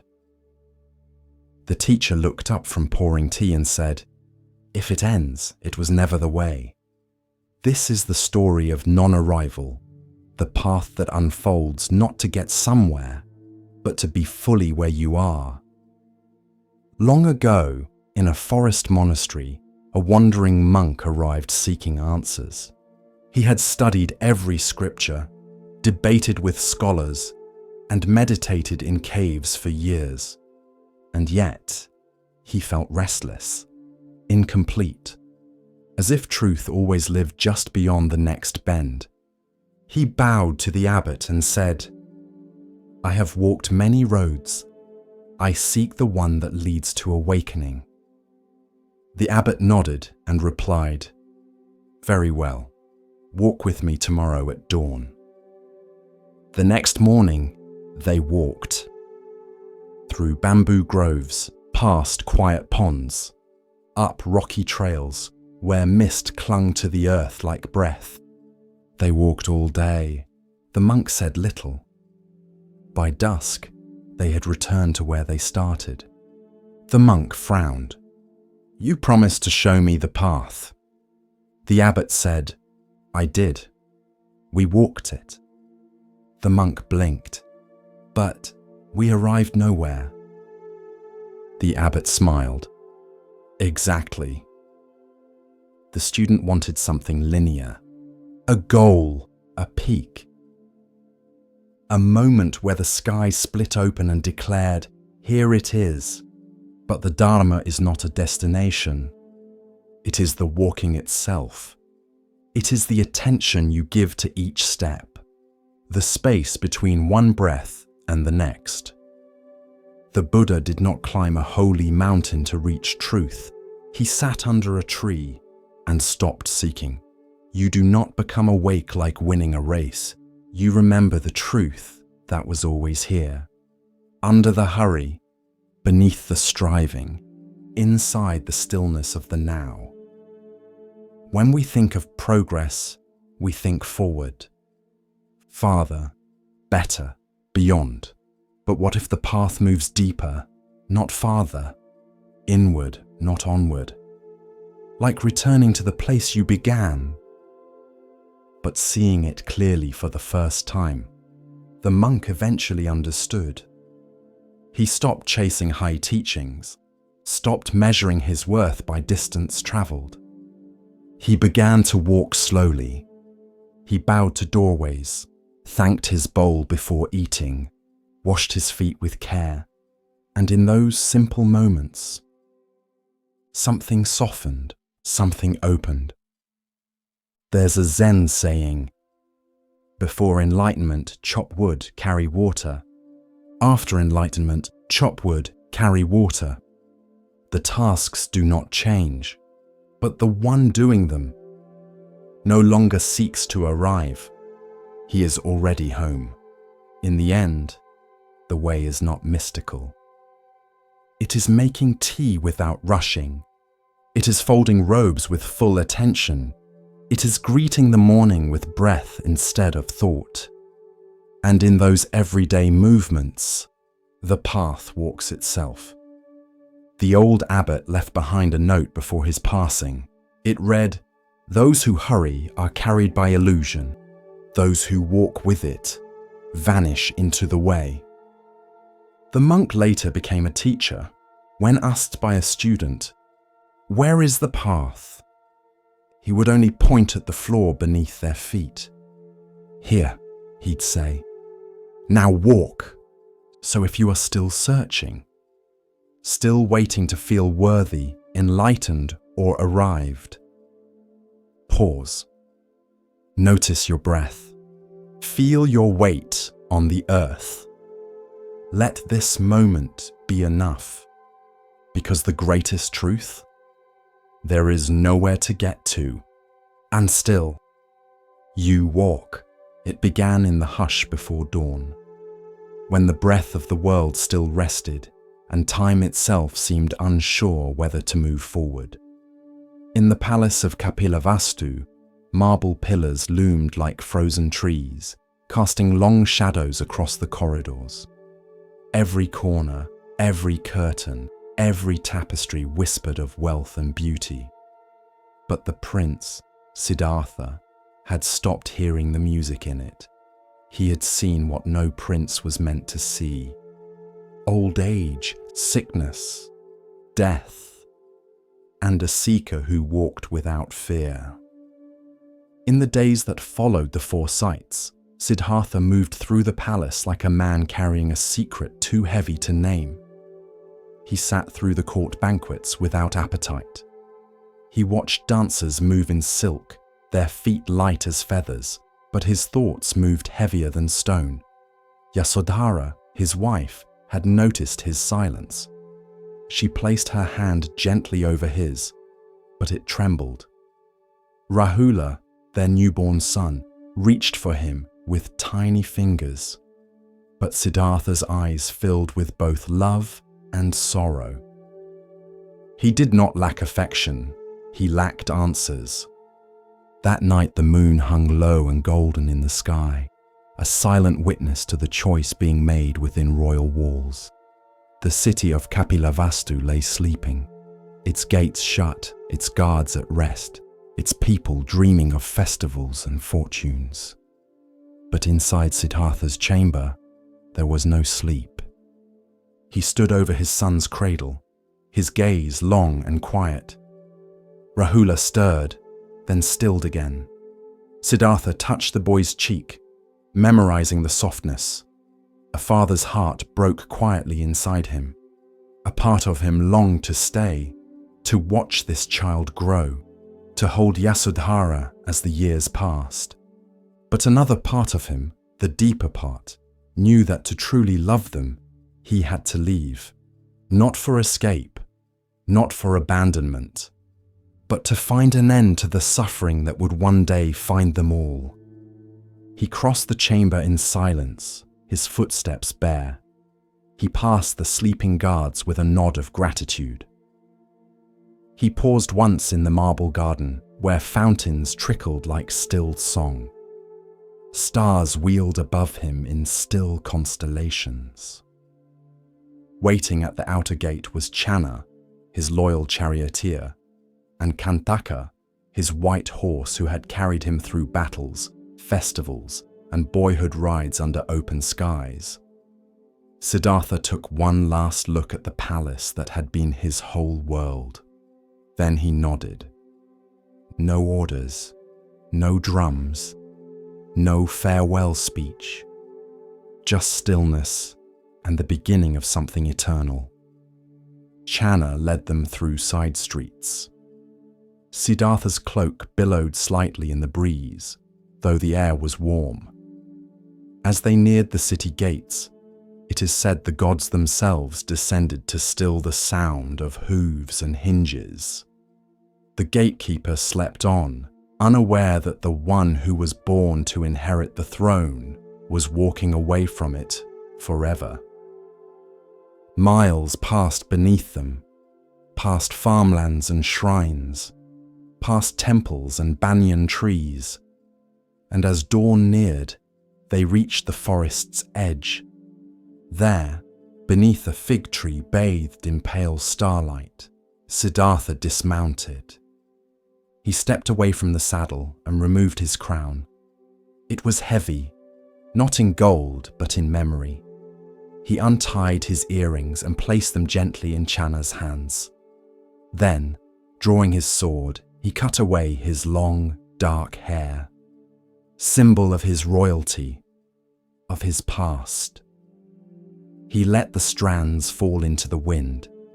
He removed his silken robes, folding them with reverence, and exchanged them for a simple cloth robe, earth-coloured and plain.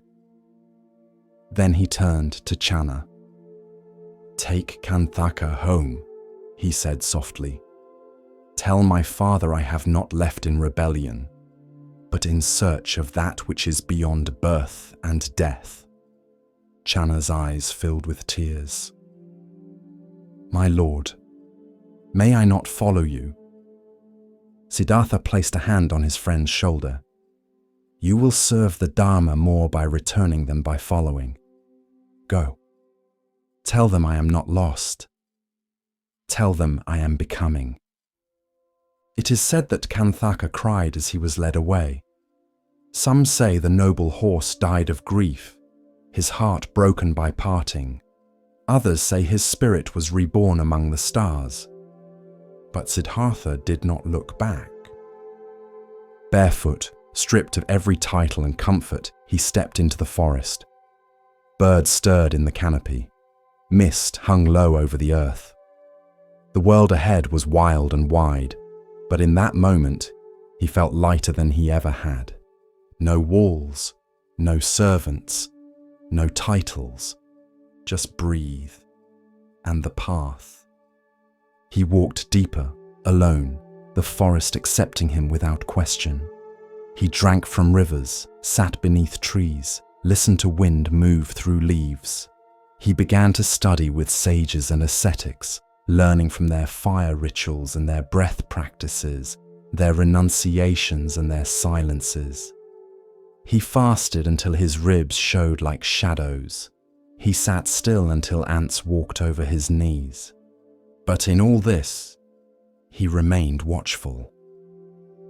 For he knew that extreme indulgence had not brought peace. And now he saw that extreme denial did not either. His journey would continue, but it had already begun. The great departure was not just a leaving, it was a shedding. Not just of privilege, but of illusion. The prince became a wanderer. The air became a seeker, and the world, though it did not know it yet, was about to change. because one man had dared to step outside the gates and walk silently, humbly toward truth. As we drift deeper into the still waters of Zen, a quiet teaching begins to rise, one that speaks of clarity and of value not always seen. Listen gently now.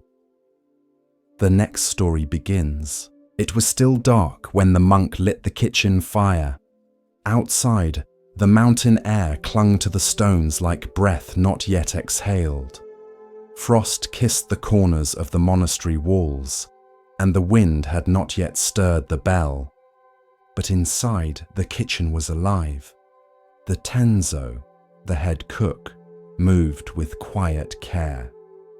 He chopped vegetables with reverence, washed rice as though touching the Dharma, boiled water like preparing an offering to the unseen.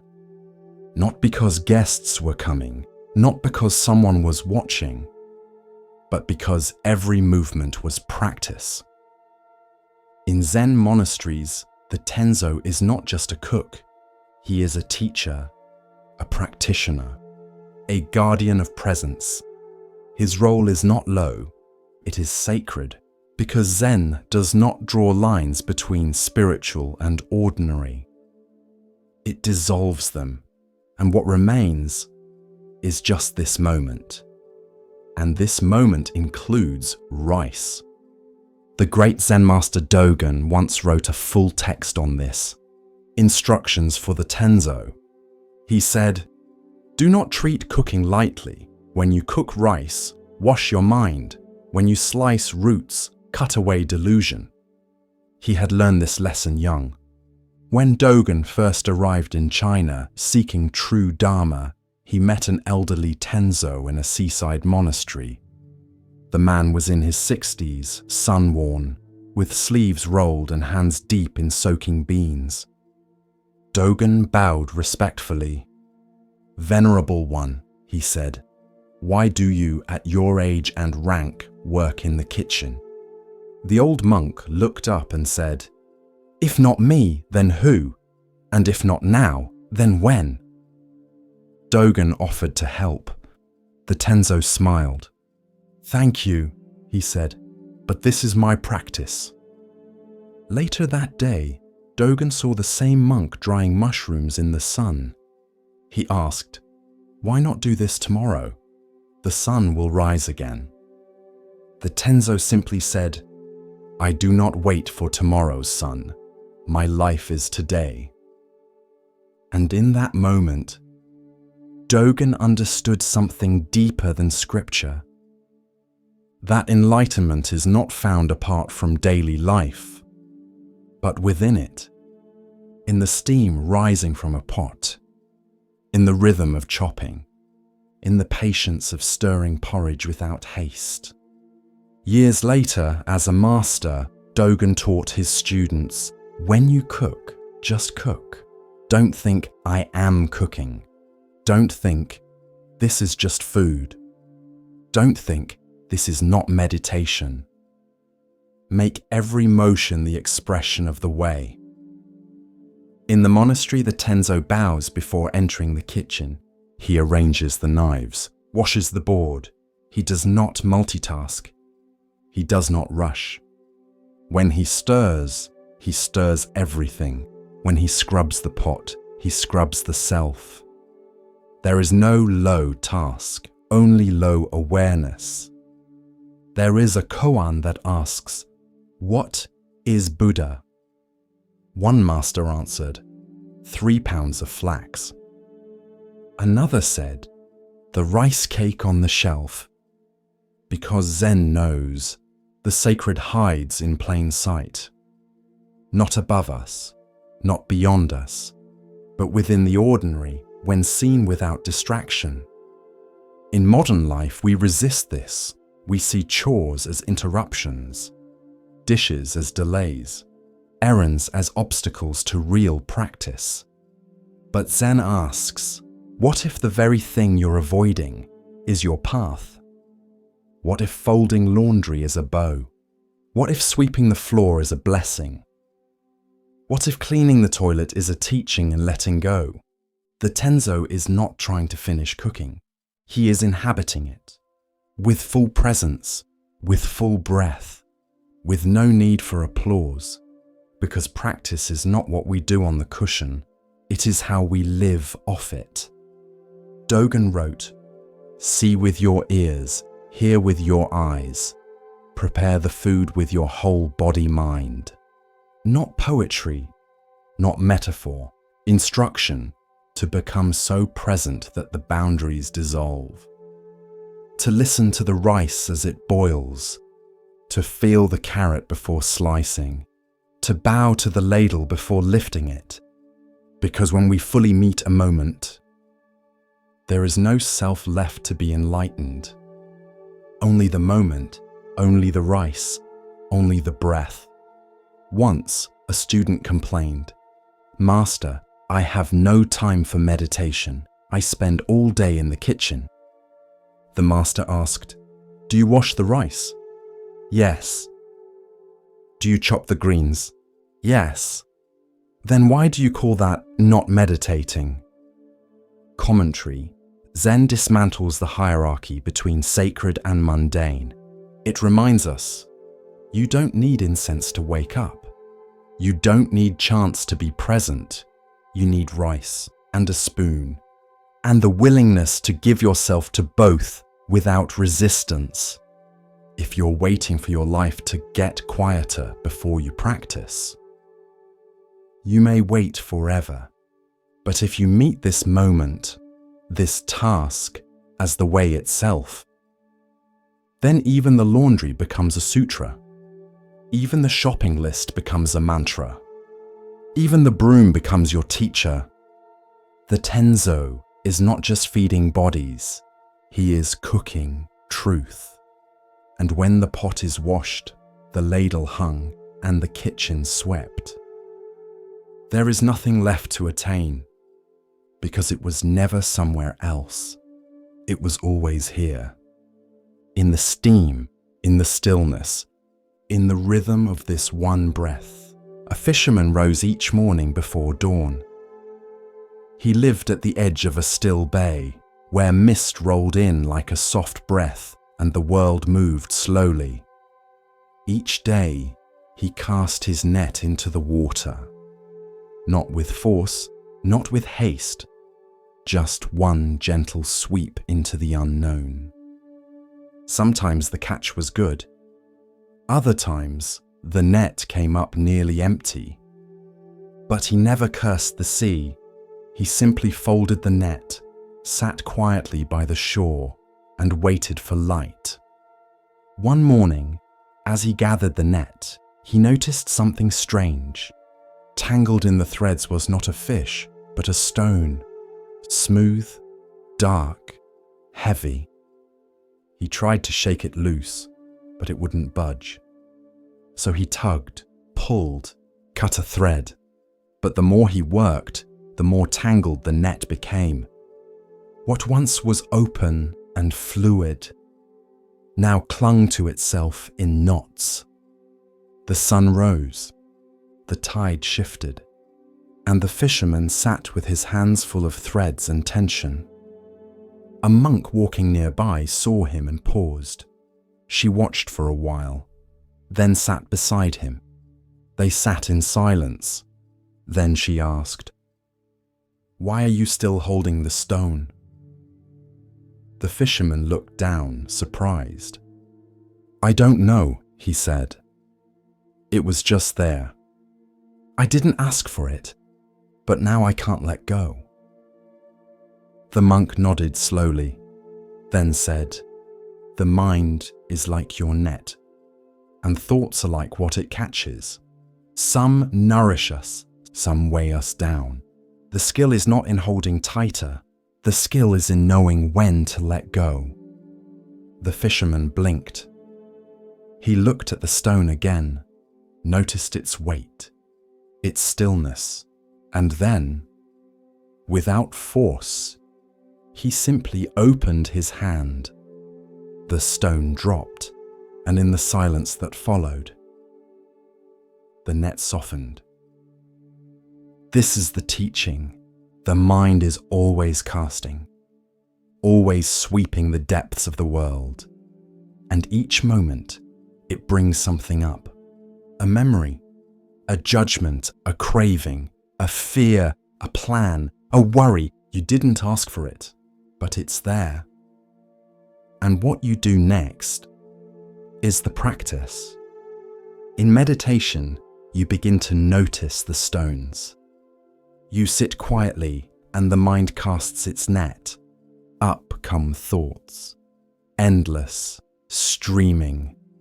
Some small and harmless, some sticky and sharp, some heavy and loud, and the habit is to grab them, to pull them closer, to replay the argument, to solve the unsolvable, to panic over the future, to narrate the self. But the teaching is simple. Open your hand, let it drop, return to the breath, again and again. This is not avoidance. It is freedom. It is not denial. It is discernment. Because not every thought deserves your grip. Some are just passing fish, some are driftwood, and some are stones that were never yours to carry.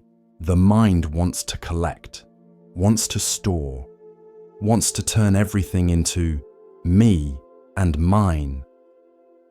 But the Dharma says, there is no need to fill your net with every thought. Let the sea give and take. Let the net remain open. Let stillness return. There is a Zen saying, let your thoughts come and go like clouds in the sky. Do not hold on to any of them. And another, you cannot stop the waves, but you can learn to surf. The fisherman became a student of this practice. He still rose early, still cast his net, but he no longer feared the weight of unwanted things.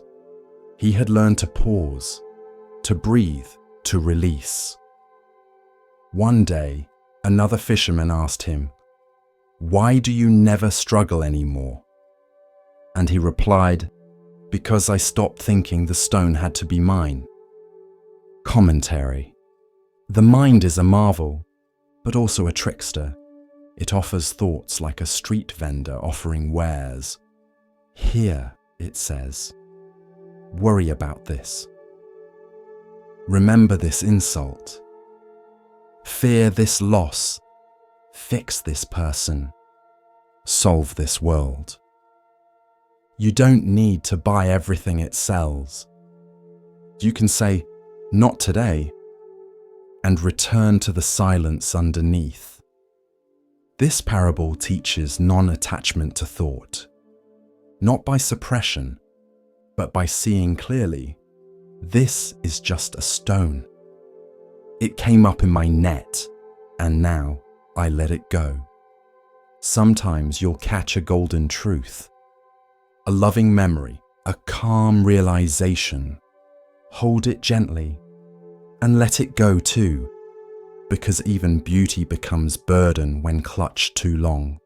In the end, all thoughts pass, like tides, like clouds, like weather across the sky of mind. You are not the net. You are not the catch. You are the sea and the stillness beneath. One morning, as the temple bell echoed over the hills, a feather drifted across the gravel path. Software white, weightless. It twisted in the breeze, rising, falling, then gliding gently down near the feet of an old monk named Shiro. He stopped mid-step, not because the feather blocked his way, but because he had learned that even the smallest interruption might carry a lesson. He bent down, lifted it with 2 fingers, and held it up to the light. It was a simple thing, delicate, almost nothing, and yet it had travelled from some distant bird, perhaps one flying over the valley, or shaken loose in a morning preen. It had no wings, no voice, no will, yet here it was, resting, present, carried. That day during tea, Shiro spoke to the novices. He placed the feather on the center of the table. "Is this free?" he asked. The youngest tilted his head. "It floats on the wind, so—" "Yes?" Another frowned. "But it goes wherever the wind takes it. That's not freedom, it's powerlessness." A third sipped her tea and said nothing. Shiro smiled.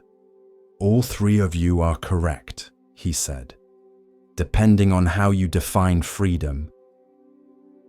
He continued, "Most people think freedom means control, to choose, to decide, to resist what moves us."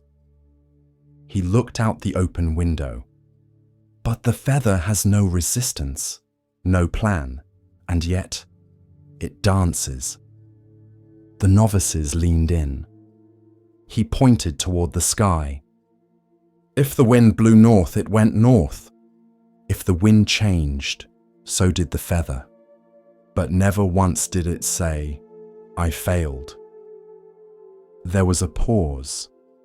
One novice finally asked, "Then what is the lesson, Master?" Shiro replied softly, "There are times to steer and times to yield." He picked up the feather again. True freedom is not always in direction, but in the way we ride the currents. Later that week, the temple cat fell ill. The novices fretted. One cried. Another tried to feed it broth. But Shiro simply sat beside it. He offered no solutions, no prayers, only presence. When the cat passed, Shiro gathered the novices. He did not speak of death, only of the wind. "You cannot hold the wind in your hands," he said, "but you can feel its path against your face." He paused. "And when it carries something away, you do not curse the air. You bow to its rhythm." The novices returned to their chores, softer now, quieter, less frantic in their attempts to fix what could not be fixed. One afternoon, as a storm gathered, a gust swept through the open courtyard. A lone feather rose from the steps, twirled, and vanished over the garden wall. Shiro saw it, smiled.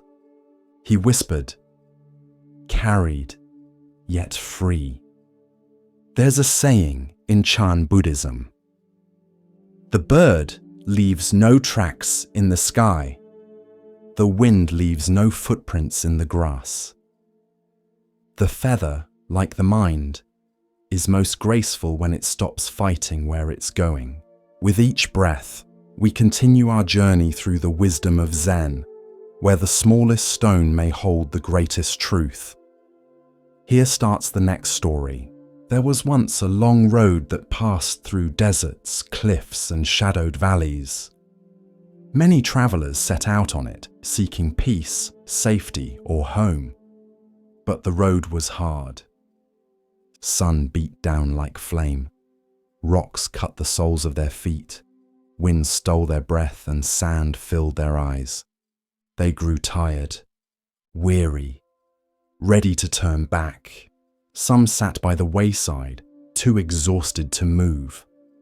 Others began to whisper, "Perhaps the road is endless. Perhaps we were fools to begin. Perhaps this path leads nowhere." And then they saw it. Up ahead, a city. Walls shining, gates wide, flags fluttering in breeze. A place of refuge, a place to rest. Hope stirred again. They stood, ran, cheered. Inside there were cool fountains, fresh food, gentle beds. They were safe. At last. But when they awoke the next morning, the city was gone. No walls, no gates, no fountains, only the long road ahead, and a single voice from the air. This city was an illusion, a resting place created to help you continue. Now rise and go on. This is the parable of the illusion city from the Lotus Sutra. It is a story about skillful means, the power of compassionate illusion used to awaken real strength. The city was not a lie. It was a gift, a temporary truth, a form of mercy shaped to meet exhausted minds. The Buddha is the one who created the city, not because he needed it, but because we did. Because the path is long, and sometimes we need to believe we've arrived before we can realize we haven't. In the parable, the travelers are like us. We start spiritual practice with high hopes. We read, we meditate, we strive, but somewhere along the way, we get tired. The progress feels slow. The suffering still returns. We wonder, is this working? Am I really changing? And then, suddenly, we have an insight, a moment of peace, a breakthrough. It feels like we've reached something final. We name it, we hold it, we build a city around it. But the next day, it's gone. And that's when the Buddha's voice speaks.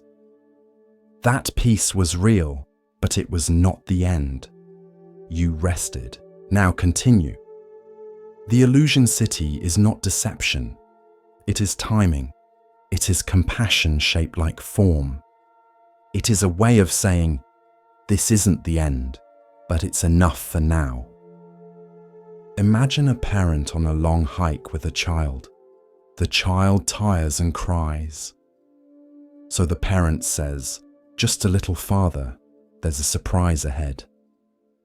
And when they reach a clearing, the child sees a snack, a blanket, a resting place.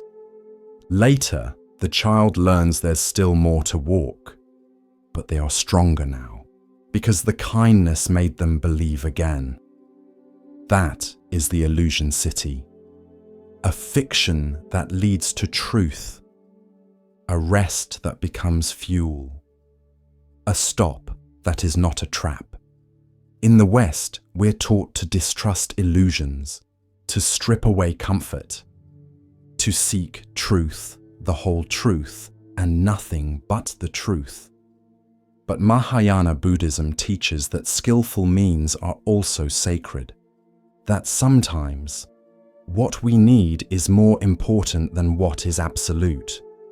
There's a saying, only a fool tells a drowning man, there is no water.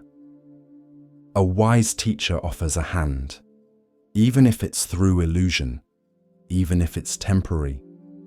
Because awakening does not demand perfection, it demands presence. It demands we continue. There's another layer to the story. The travelers who believed in the city, they were not punished. They were grateful because that illusion saved them. And when it disappeared, they did not despair. They trusted the voice. They stood up and walked again. Commentary. We all have illusion cities, moments of insight we think will last forever, people we thought would never leave. Practices we swore would fix everything, then life shifts, and the walls disappear. We panic, but the Buddha whispers, keep going. The path doesn't end at comfort, it passes through it and beyond it, because what we're looking for is not safety. It's liberation. Not a stopping place, but the end of stopping altogether. But here's the paradox. Without the illusion city, we might never find the strength to walk again. And that's why it's not a mistake. It's a skillful gift. One Zen teacher put it this way: enlightenment is real, But the first one you find is not the last. Celebrate it, thank it, then let it go. Even the Dharma itself is a raft. Even the Buddha himself once said, "If my words help you, use them. If they do not, leave them behind." The Illusion City teaches us not to cling, not even to the things that save us, because truth moves, and we must move with it. One traveler asked the Buddha, "How will I know I've reached the end?" And the Buddha smiled. "When there is no more need to ask. Until then, let the cities come and go. Let the rests be real, even if they're brief. And when they vanish, bow to them, thank them. Then stand up and walk again." It is said that if you gaze long enough at the full moon, you may see not a face, but a shape, a small, still shape, hunched and silent, a hair, curled in the center of silver light.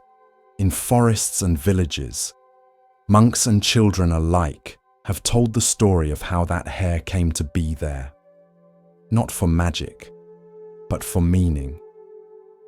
Because once, long ago, when the Buddha lived a life not as a king, not as a sage, but as a simple forest hare, he offered something no other could. The forest in those days was peaceful. The trees were tall and generous, the rivers clear, the days warm, and the nights cool like silk. And in a soft clearing where sunlight filtered through leaves like golden rain, there lived 4 friends, a monkey, an otter, a jackal, and a hare. Each day they met beneath the same fig tree. They shared stories, laughed together, and vowed to live simply, offering kindness to all creatures.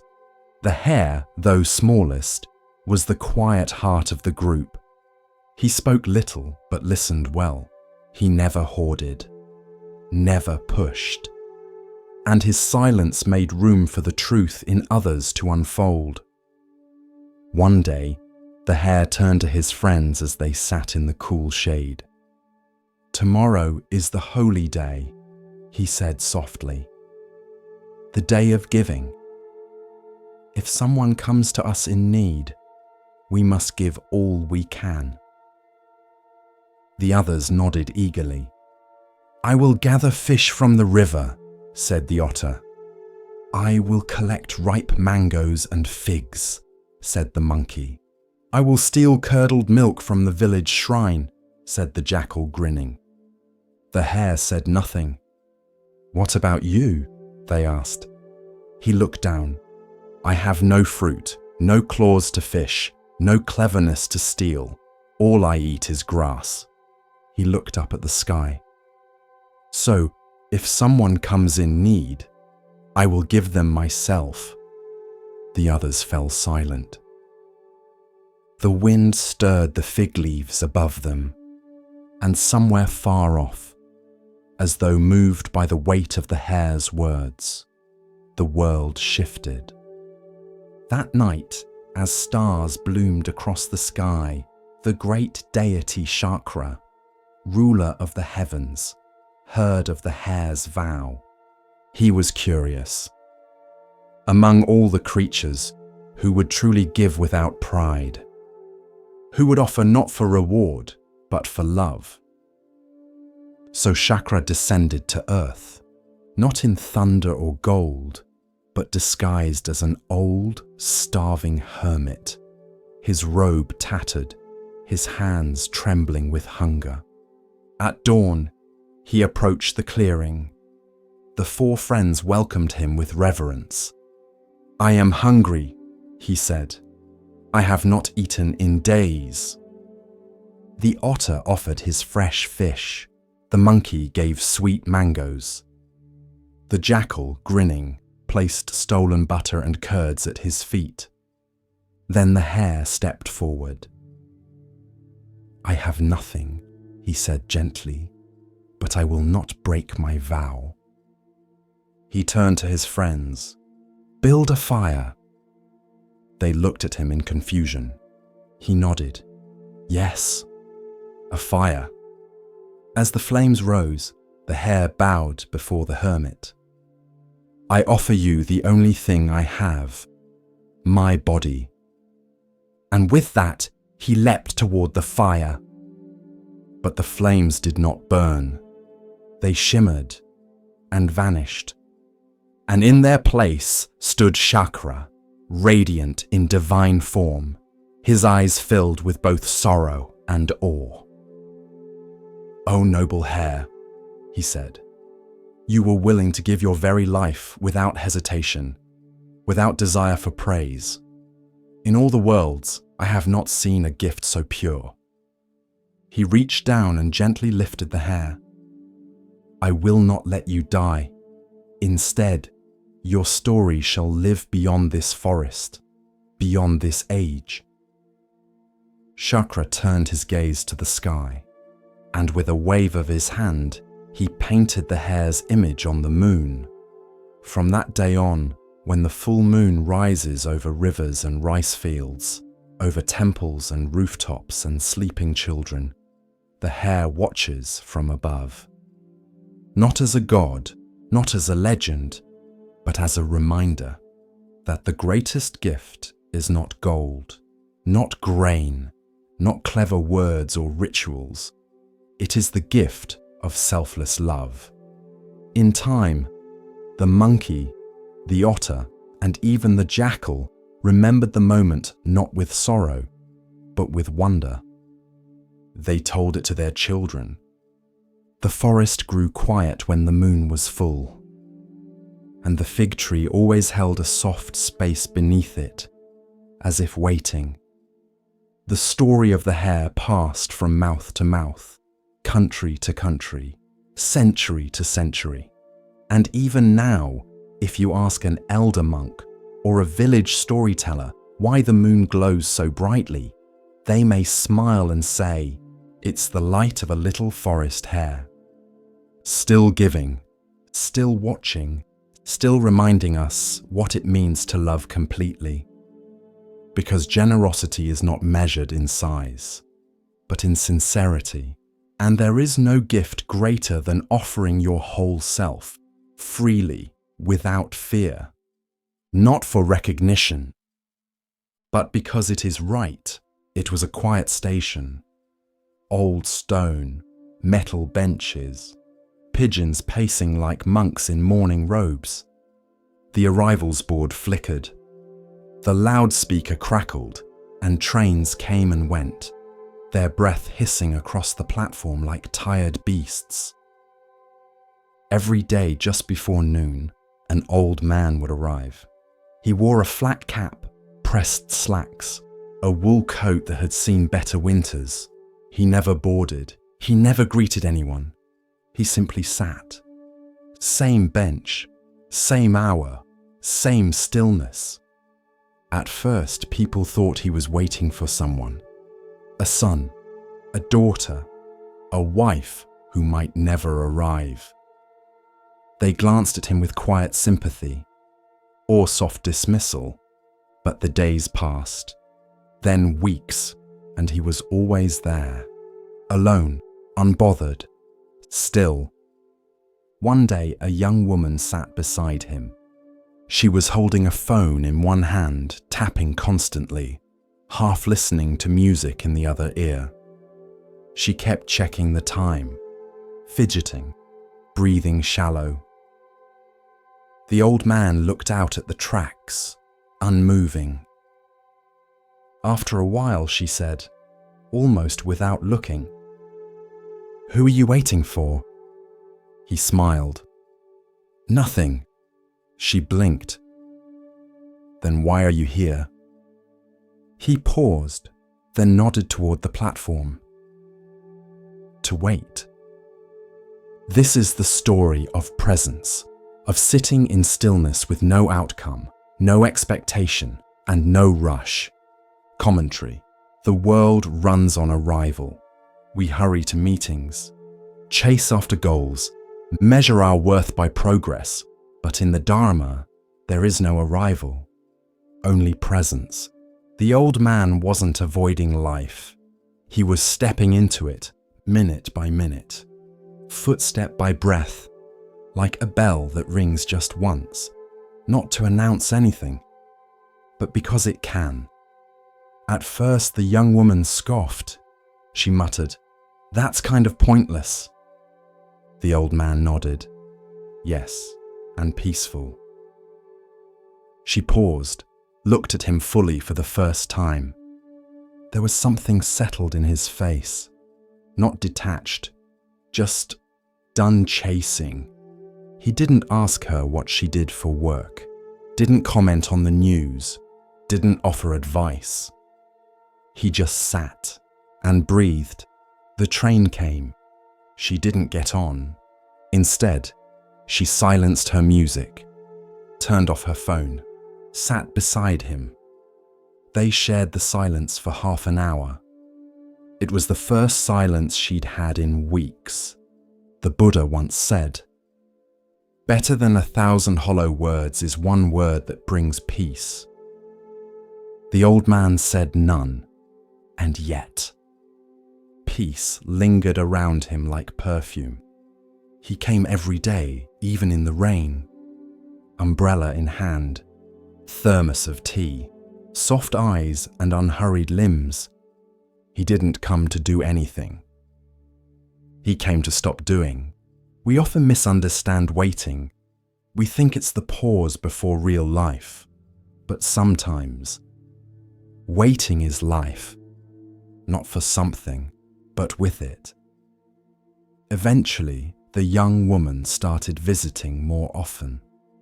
She brought tea, sat on the same bench, and didn't speak, until one day she asked, "What if the person you were waiting for never comes?" The old man looked at her with a calm smile. "Then I'll still be here." That's the power of presence. It doesn't depend on outcome. It doesn't beg for fulfillment. It simply is. In time, others noticed. A mother sat for 5 quiet minutes with her son. A commuter took off his headphones. A woman reading poetry closed her book and just watched the clouds drift. No one spoke, but something was shifting. Not loudly, not suddenly, like morning fog lifting, unnoticed. And then, one spring day, the old man stopped coming. His bench stayed empty, but the silence remained. So did the stillness, and the space he had created. By doing nothing, expecting nothing, needing nothing. Wasn't empty, it was full of something rare. Peace. The young woman still visits the bench, not daily, not ritually, just when the world starts rushing too fast. She sits, breathes, smiles at passing trains, and once when a man sat beside her and asked, "Who are you waiting for?" she answered, "No one," then added, "I'm just here." The path of Zen unfolds like morning mist, soft and patient.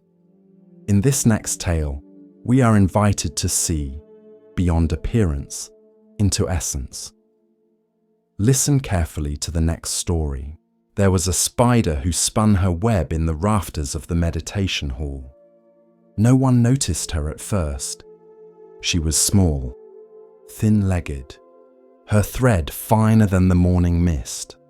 But slowly as the days passed, her web grew, spanning beam to beam. A fragile bridge suspended in stillness. A young monk sweeping the floors one morning looked up. He paused. Something about the web held him. It glimmered faintly in the dawn light, each thread stretching toward another as if in quiet conversation. He brought his discovery to the abbot. "Should I remove it?" he asked. "It doesn't belong in the hall." The abbot looked up, tilted his head, smiled. "She belongs exactly where she is," he said, "and perhaps she's teaching more than we are." From that day forward, the monks left the web untouched. They meditated beneath it, bowed in its presence, watched as dew sometimes gathered along its strands, like pearls of stillness. One day, the young monk saw a tiny gnat caught in the web. He felt a pang of sorrow, moved closer, but before he could act, the spider emerged, wrapped the insect, and retreated.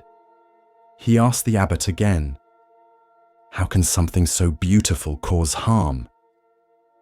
The abbot nodded slowly. "A web is not cruel," he said. "It is simply a truth." He continued, "Connection is not always comfort, but everything touches everything else." He gestured around the hall. "You see walls, mats, windows, candles, but they are not separate." He pointed up. "That spider reminds us. One thread trembles, and the whole web feels it." The monk began to notice more. How a sharp word at breakfast changed the tone of the morning. How a kind gesture rippled through the day. How his own thoughts, when tangled, echoed outward into others. One evening during zazen, a gust of wind slipped through the shutters. The spider's web quivered, and every monk in the room turned slightly. Not toward the wind, but toward the movement of the web, as if they all felt it at once. There is a teaching in the Avatamsaka Sutra. In the realm of Indra's net, each jewel reflects all others. To touch one is to touch the whole. The spider did not preach. She simply spun, her work invisible until noticed, and then unforgettable. Months later, the web collapsed in a storm. Gone, no trace. But the young monk no longer looked for it above. He had begun to see the web everywhere. In the way the cook's ladle touched the soup pot. In the way the bell echoed down the hallway. In the way a smile from a stranger reached deep into his chest. Everything. Connected. Everything. Touching. Nothing. Alone. There was once a wealthy man who lived in a great house. The house was vast, with many rooms, winding corridors, tall beams and ancient wood. But it was old and dry, and one day it caught fire. Smoke slipped beneath the doors, flames curled along the rafters, the walls creaked with heat, and the embers began to rise. Inside the house were his children, dozens of them, laughing, playing, unaware. He called out to them from the courtyard, "Come out, the house is burning." But the children only blinked. The house was all they had known. It was familiar, full of games and colours and corners to hide. They did not see the danger. They did not feel the urgency. They went on playing. The man's heart pounded. The flames licked closer. If he shouted again, they might ignore him. If he ran in to fetch them, the structure might collapse. So instead, he tried something else. He called out again, not with panic, but with a new offer. "Children, come outside. There are carts waiting for you. Goat carts, deer carts, ox carts, pulled by beautiful animals adorned with bells and gold. Come now, and they are yours." The children stopped, looked up, and ran out of the burning house in delight. Safe, laughing, alive. But when they reached the courtyard, there were no goat carts or deer carts. Only one great cart, drawn by a white ox, sturdy, wide, strong, more magnificent than they could have imagined. And the father, calm now, relieved, invited each child onto the cart. It would carry them far from danger. It would hold them safely. This is the parable of the burning house, one of the most famous teachings in the Lotus Sutra. It is not about deception. It is about skillful means, what Mahayana Buddhism calls upaya. It is about the wisdom to speak not with rigid truth, but with compassion shaped to the listener's heart. The father in the story is the Buddha. The burning house is samsara, the world of illusion, suffering, impermanence. The children are us, unaware, absorbed in our games, our distractions, our beliefs that everything is fine. And the carts? They are the paths, the ways we are called out of delusion. Sometimes we need promises. Sometimes we need symbols. Sometimes we come to practice seeking peace or healing or clarity. These may not be ultimate truth, but they are ways out of the fire. And the Buddha, seeing this, offers whatever will work, not to lie, but to save. Truth is not always about telling the whole thing at once. Sometimes it's about offering a step forward, a thread through the smoke, a voice that reaches someone where they are, not where they should be. There is a famous Mahayana saying, "The Dharma is like a raft used to cross the river, but once across, you don't carry the raft on your back." In the same way, the Buddha does not cling to doctrines. He uses teachings as tools and discards them when they no longer serve. In the story, the children are not punished for believing in goat carts, because the Buddha is not interested in being right. He is interested in awakening, and if it takes a golden bell or a beautiful cart to bring someone to safety, then so be it, because wisdom without compassion is incomplete. Sometimes we do the same. We come to practice for small reasons. We want to breathe better, to sleep more easily, to escape stress, but slowly, something shifts. The real ox cart arrives. The deeper teachings come. We begin to see the house for what it is. We begin to wake up, not just from the flames, but from the idea that we ever truly belonged inside them. This story teaches us about timing, about patience, about knowing that not every truth needs to be told at once, and that helping others awaken is not about shouting, "The house is on fire." It's about seeing what they hear, what they fear, what they love, and then speaking to that. The Buddha could have thundered teachings from the sky. He could have demanded obedience. Instead, he walked with people, listened, adapted, and then gave them the vehicle they were ready for. Some criticize this parable. They say, "Wasn't it a lie?" But what matters is the result. The children were safe, and the vehicle they received was not lesser, but greater. They were drawn to joy, but found liberation. Sometimes a mother tells a child there are stars hiding behind the clouds, not to mislead, but to soothe. And the stars are there.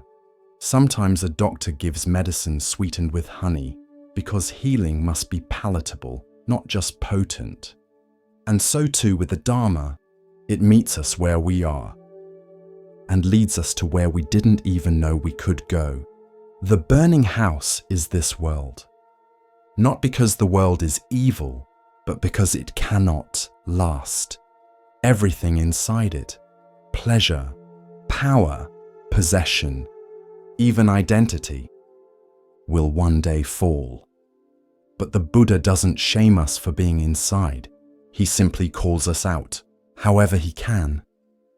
You may be on a goat cart path now, or waiting by the door, or still deep inside the house, holding on to something you love.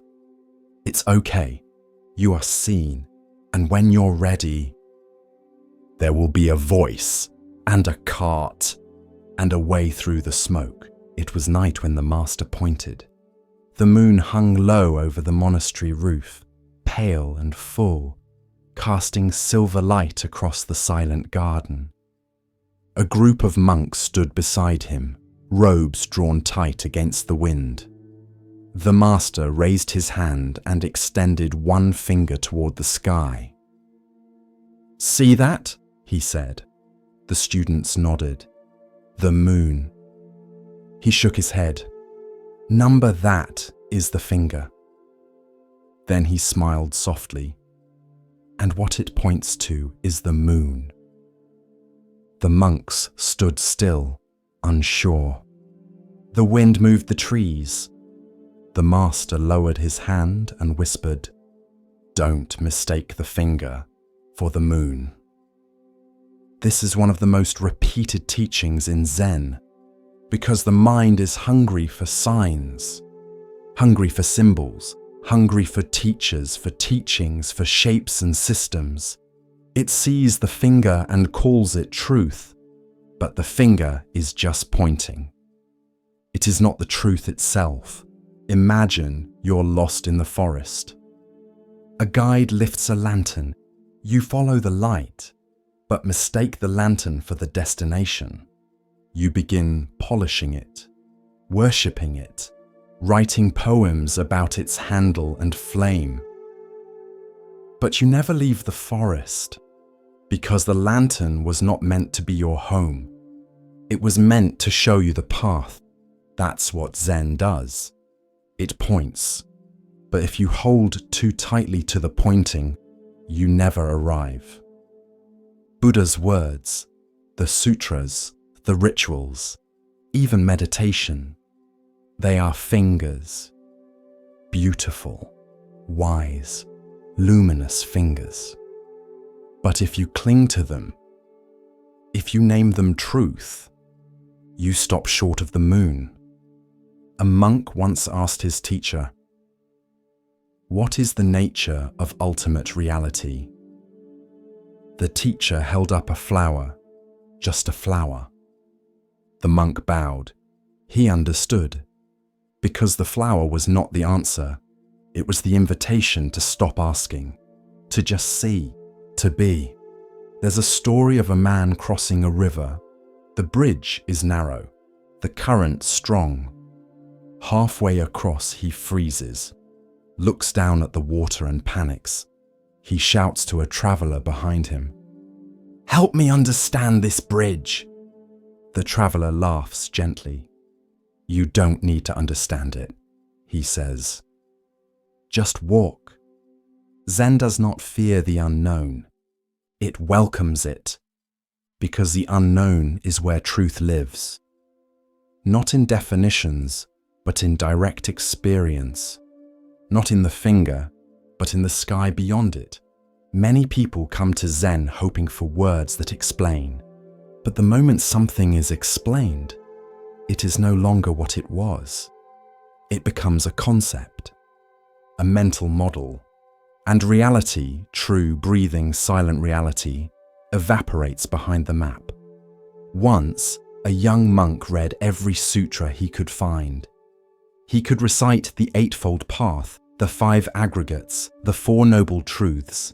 He knew Sanskrit terms. He quoted the Buddha with reverence. But he was restless. He asked his teacher, "Why do I still feel distant from awakening?" The teacher smiled and walked him outside. The moon was rising. The teacher pointed. The student followed the finger. "See it?" the teacher asked. "Yes," the monk said.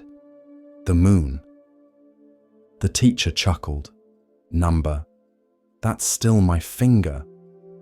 The monk blinked, and then, like a soft breeze over water, he understood. To point is not to possess. To teach is not to trap. Even the Buddha said, "My teachings are like a raft, meant to cross the river, not to carry on your back once you reach the shore." But many cling to the raft. They decorate it, argue over whose raft is best, then forget to cross. The finger and the moon, words and truth, map and terrain. All teachings are like this. Zen does not dismiss the finger, but it urges you not to stop there. Because no teacher can give you the moon. They can only point. The rest is silence, attention, direct seeing, commentary. This koan is not just about Zen. It is about how we relate to everything. A lover says, "I love you," and we cling to the phrase, replaying it in our minds. But the real love was in the look, in the moment, in the breath before the words. The words were the finger, the love was the moon. We read books about mindfulness, but forget to be mindful. We quote wise sayings, but live unawake. We chase spiritual techniques, but miss the moment itself. The way the light falls through leaves, the sound of tea being poured, the feel of wind on bare skin. These are the moon, director. Immediate, alive. When you sit in meditation, thoughts will rise. Names, labels, questions. That's the finger, let it point. But keep looking beyond, to what has no name. No answer, only presence, only this, only now. If you walk away with only the finger, you miss everything. But if you let it lead you, quietly, gently, without clinging, you may one day look up and find yourself under the full moon, smiling, and no longer needing to explain why. In the hush of understanding, Zen offers us another glimpse of what it means to recognize worth not by weight or shine, but by presence. Here starts the next story. The sun rose slowly over the wide green fields, brushing the tops of the grass with gold. Mist drifted over the earth like breath from a dreaming world. And in a quiet corner of the meadow, where the stalks grew thick and the wind passed gently, lived a flock of quail. They were small birds, light-boned and quick, their feathers dappled like earth and sunlight. They lived simply, eating seeds, singing softly, and moving together like a single thought.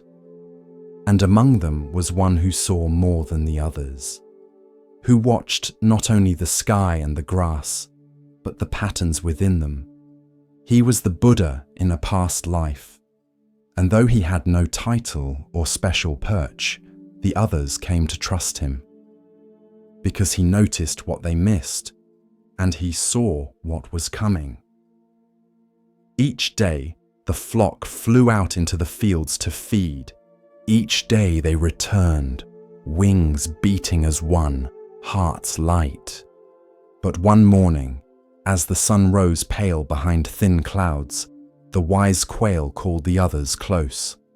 "There is danger coming," he said. The flock stilled. "A fowler is near. He lays traps in the tall grass. If we are not careful, we will be taken." Some of the younger birds flapped their wings in alarm. "Should we stop flying?" asked one. "No," said the wise quail, "but we must act together." He showed them a plan. "If one is caught in the net," he said, "do not panic. Each of us must place our beaks beneath the net. At the same moment, we will lift and fly." "To freedom?" a small chick asked. He nodded. Yes, together. The flock agreed, and the very next day, the net came. It was hidden beneath the dew-wet grass. A few birds landed without seeing it. With a sudden pull, the fowler sprang the trap. Wings fluttered, cries rang out. But the wise quail shouted, "Now!" as we practiced. The others rushed in, beaks down, wings strong. And together they rose, the net lifted with them, light as silk on the wind. And just beyond the trees, they dropped it, free once more. The fowler, watching from behind a tree, blinked. "Strange," he muttered. "I've never seen birds do that." He returned the next day, and again the next. Each time the net was lifted. Each time the birds escaped.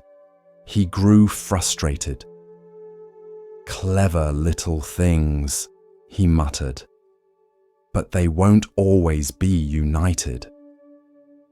And he was right, because fear does not break the flock, but ego can.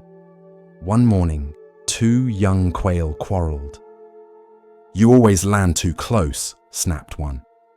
"You always peck too fast," the other retorted. Their voices rose. The others turned away, uncomfortable. The wise quail approached them gently. "Remember," he said, "the net does not care who is right, only who is divided." But pride had taken root. The quarrel continued. And the next day, when the net fell again, something changed. The two angry quail were caught. The others flew in, ready to help. "Lift with us," they called. But the two snapped at each other. "You grab that side!" "No, you're too slow." Their beaks tangled, their wings struck each other, and in the confusion, the net stayed down. The fowler emerged from the trees, and that day, not all escaped. The survivors gathered in silence beneath a low fig tree. Even the wind was still. The wise quail spoke, not in anger, but with sorrow. Together we can lift what traps us, but alone, even a feather becomes too heavy. In time, the flock mended. The young quail apologized, and the net, though dangerous, was never as strong as their unity. The fowler eventually gave up and moved on, and the wise quail remained, never seeking attention, never blaming, but always watching, always reminding them it is not the trap that captures us. It is forgetting that we are stronger together. In quiet monasteries, monks would later chant this story beneath swaying trees. They would bow not to the birds, but to the truth they carried. That unity is not just comfort, it is survival. Because in this world, nets will fall. But if we move with one breath, with one purpose, with one heart, even the strongest snare cannot hold us. The sun shimmered over the canopy of an ancient forest, casting dappled light onto the wide, glistening river that snaked through its heart. The air was rich with the scent of ripe fruit and warm leaves.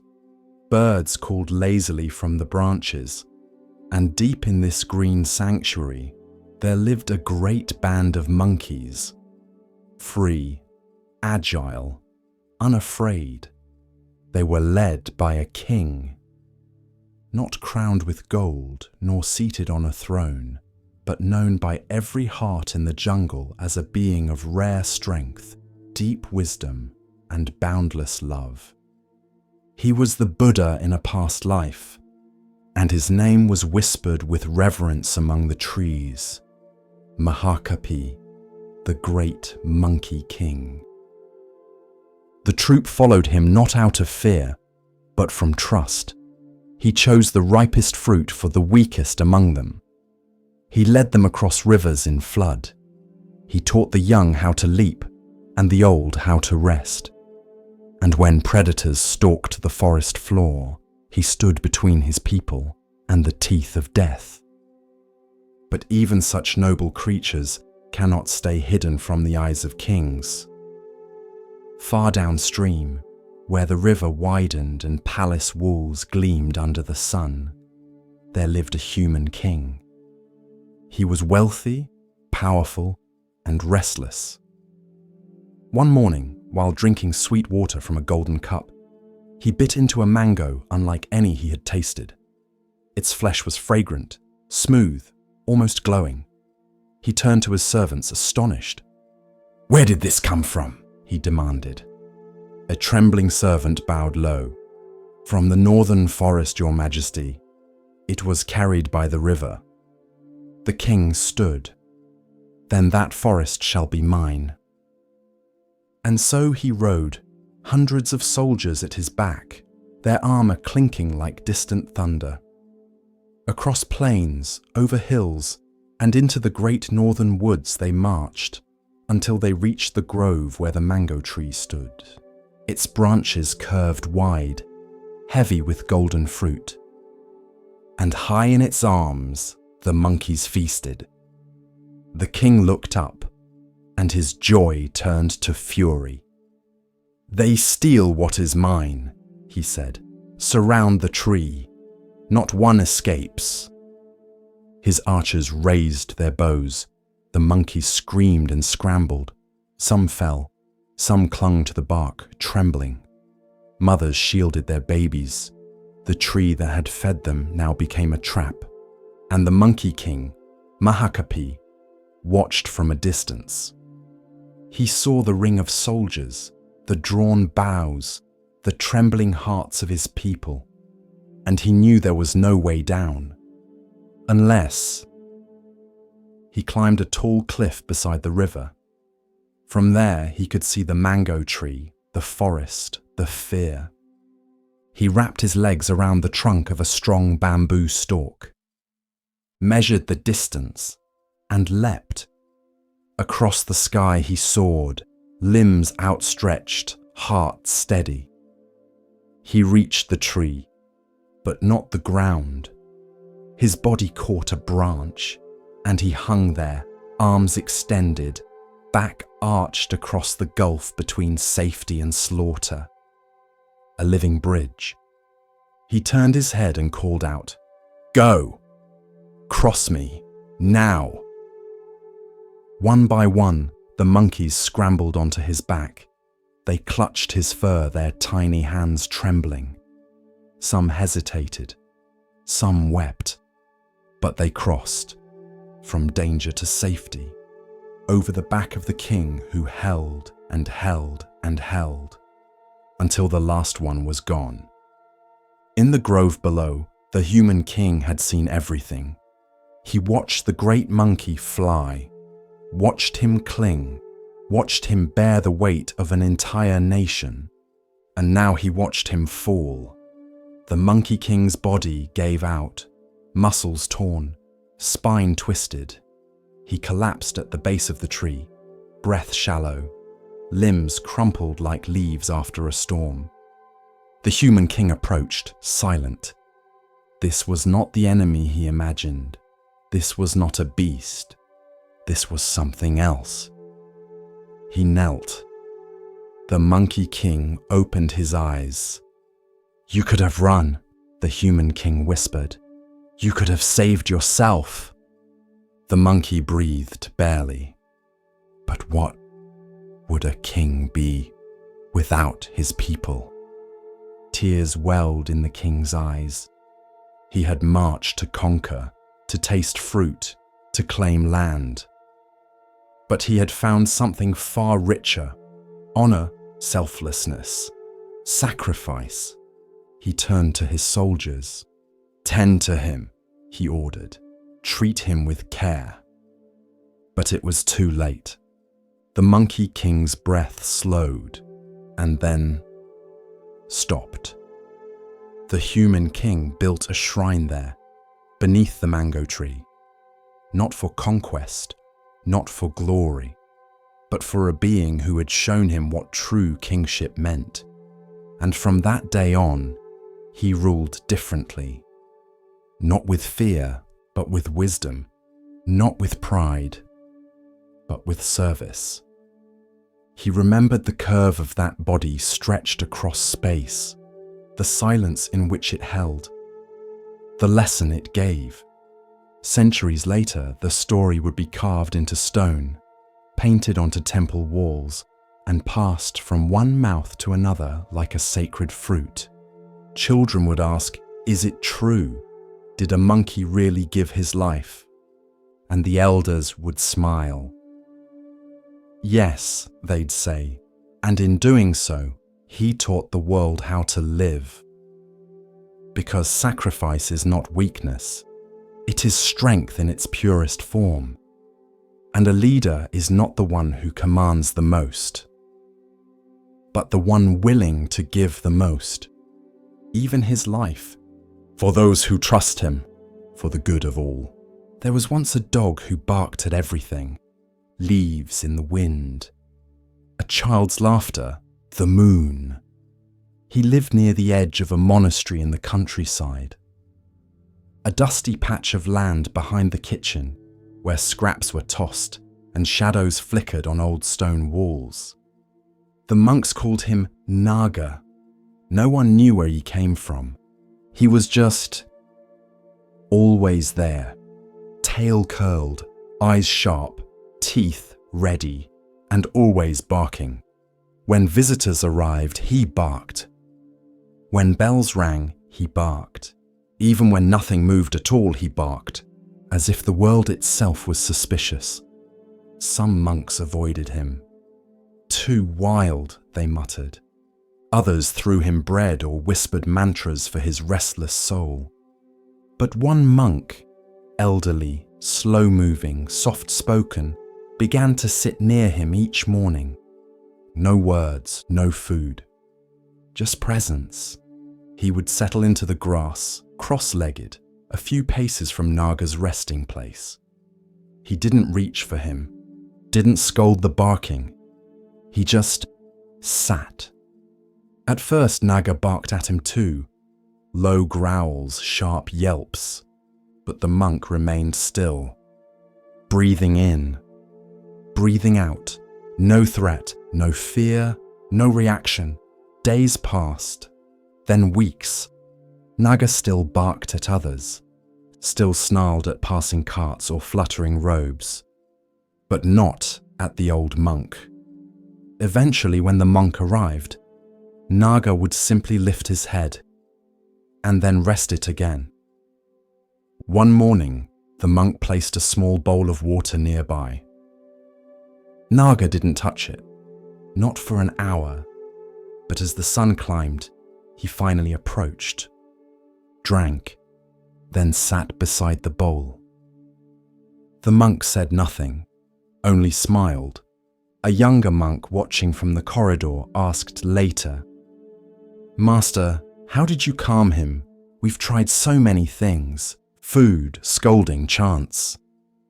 The old monk replied, "He barked because the world barked back. He expected resistance, but when he found none, he started listening."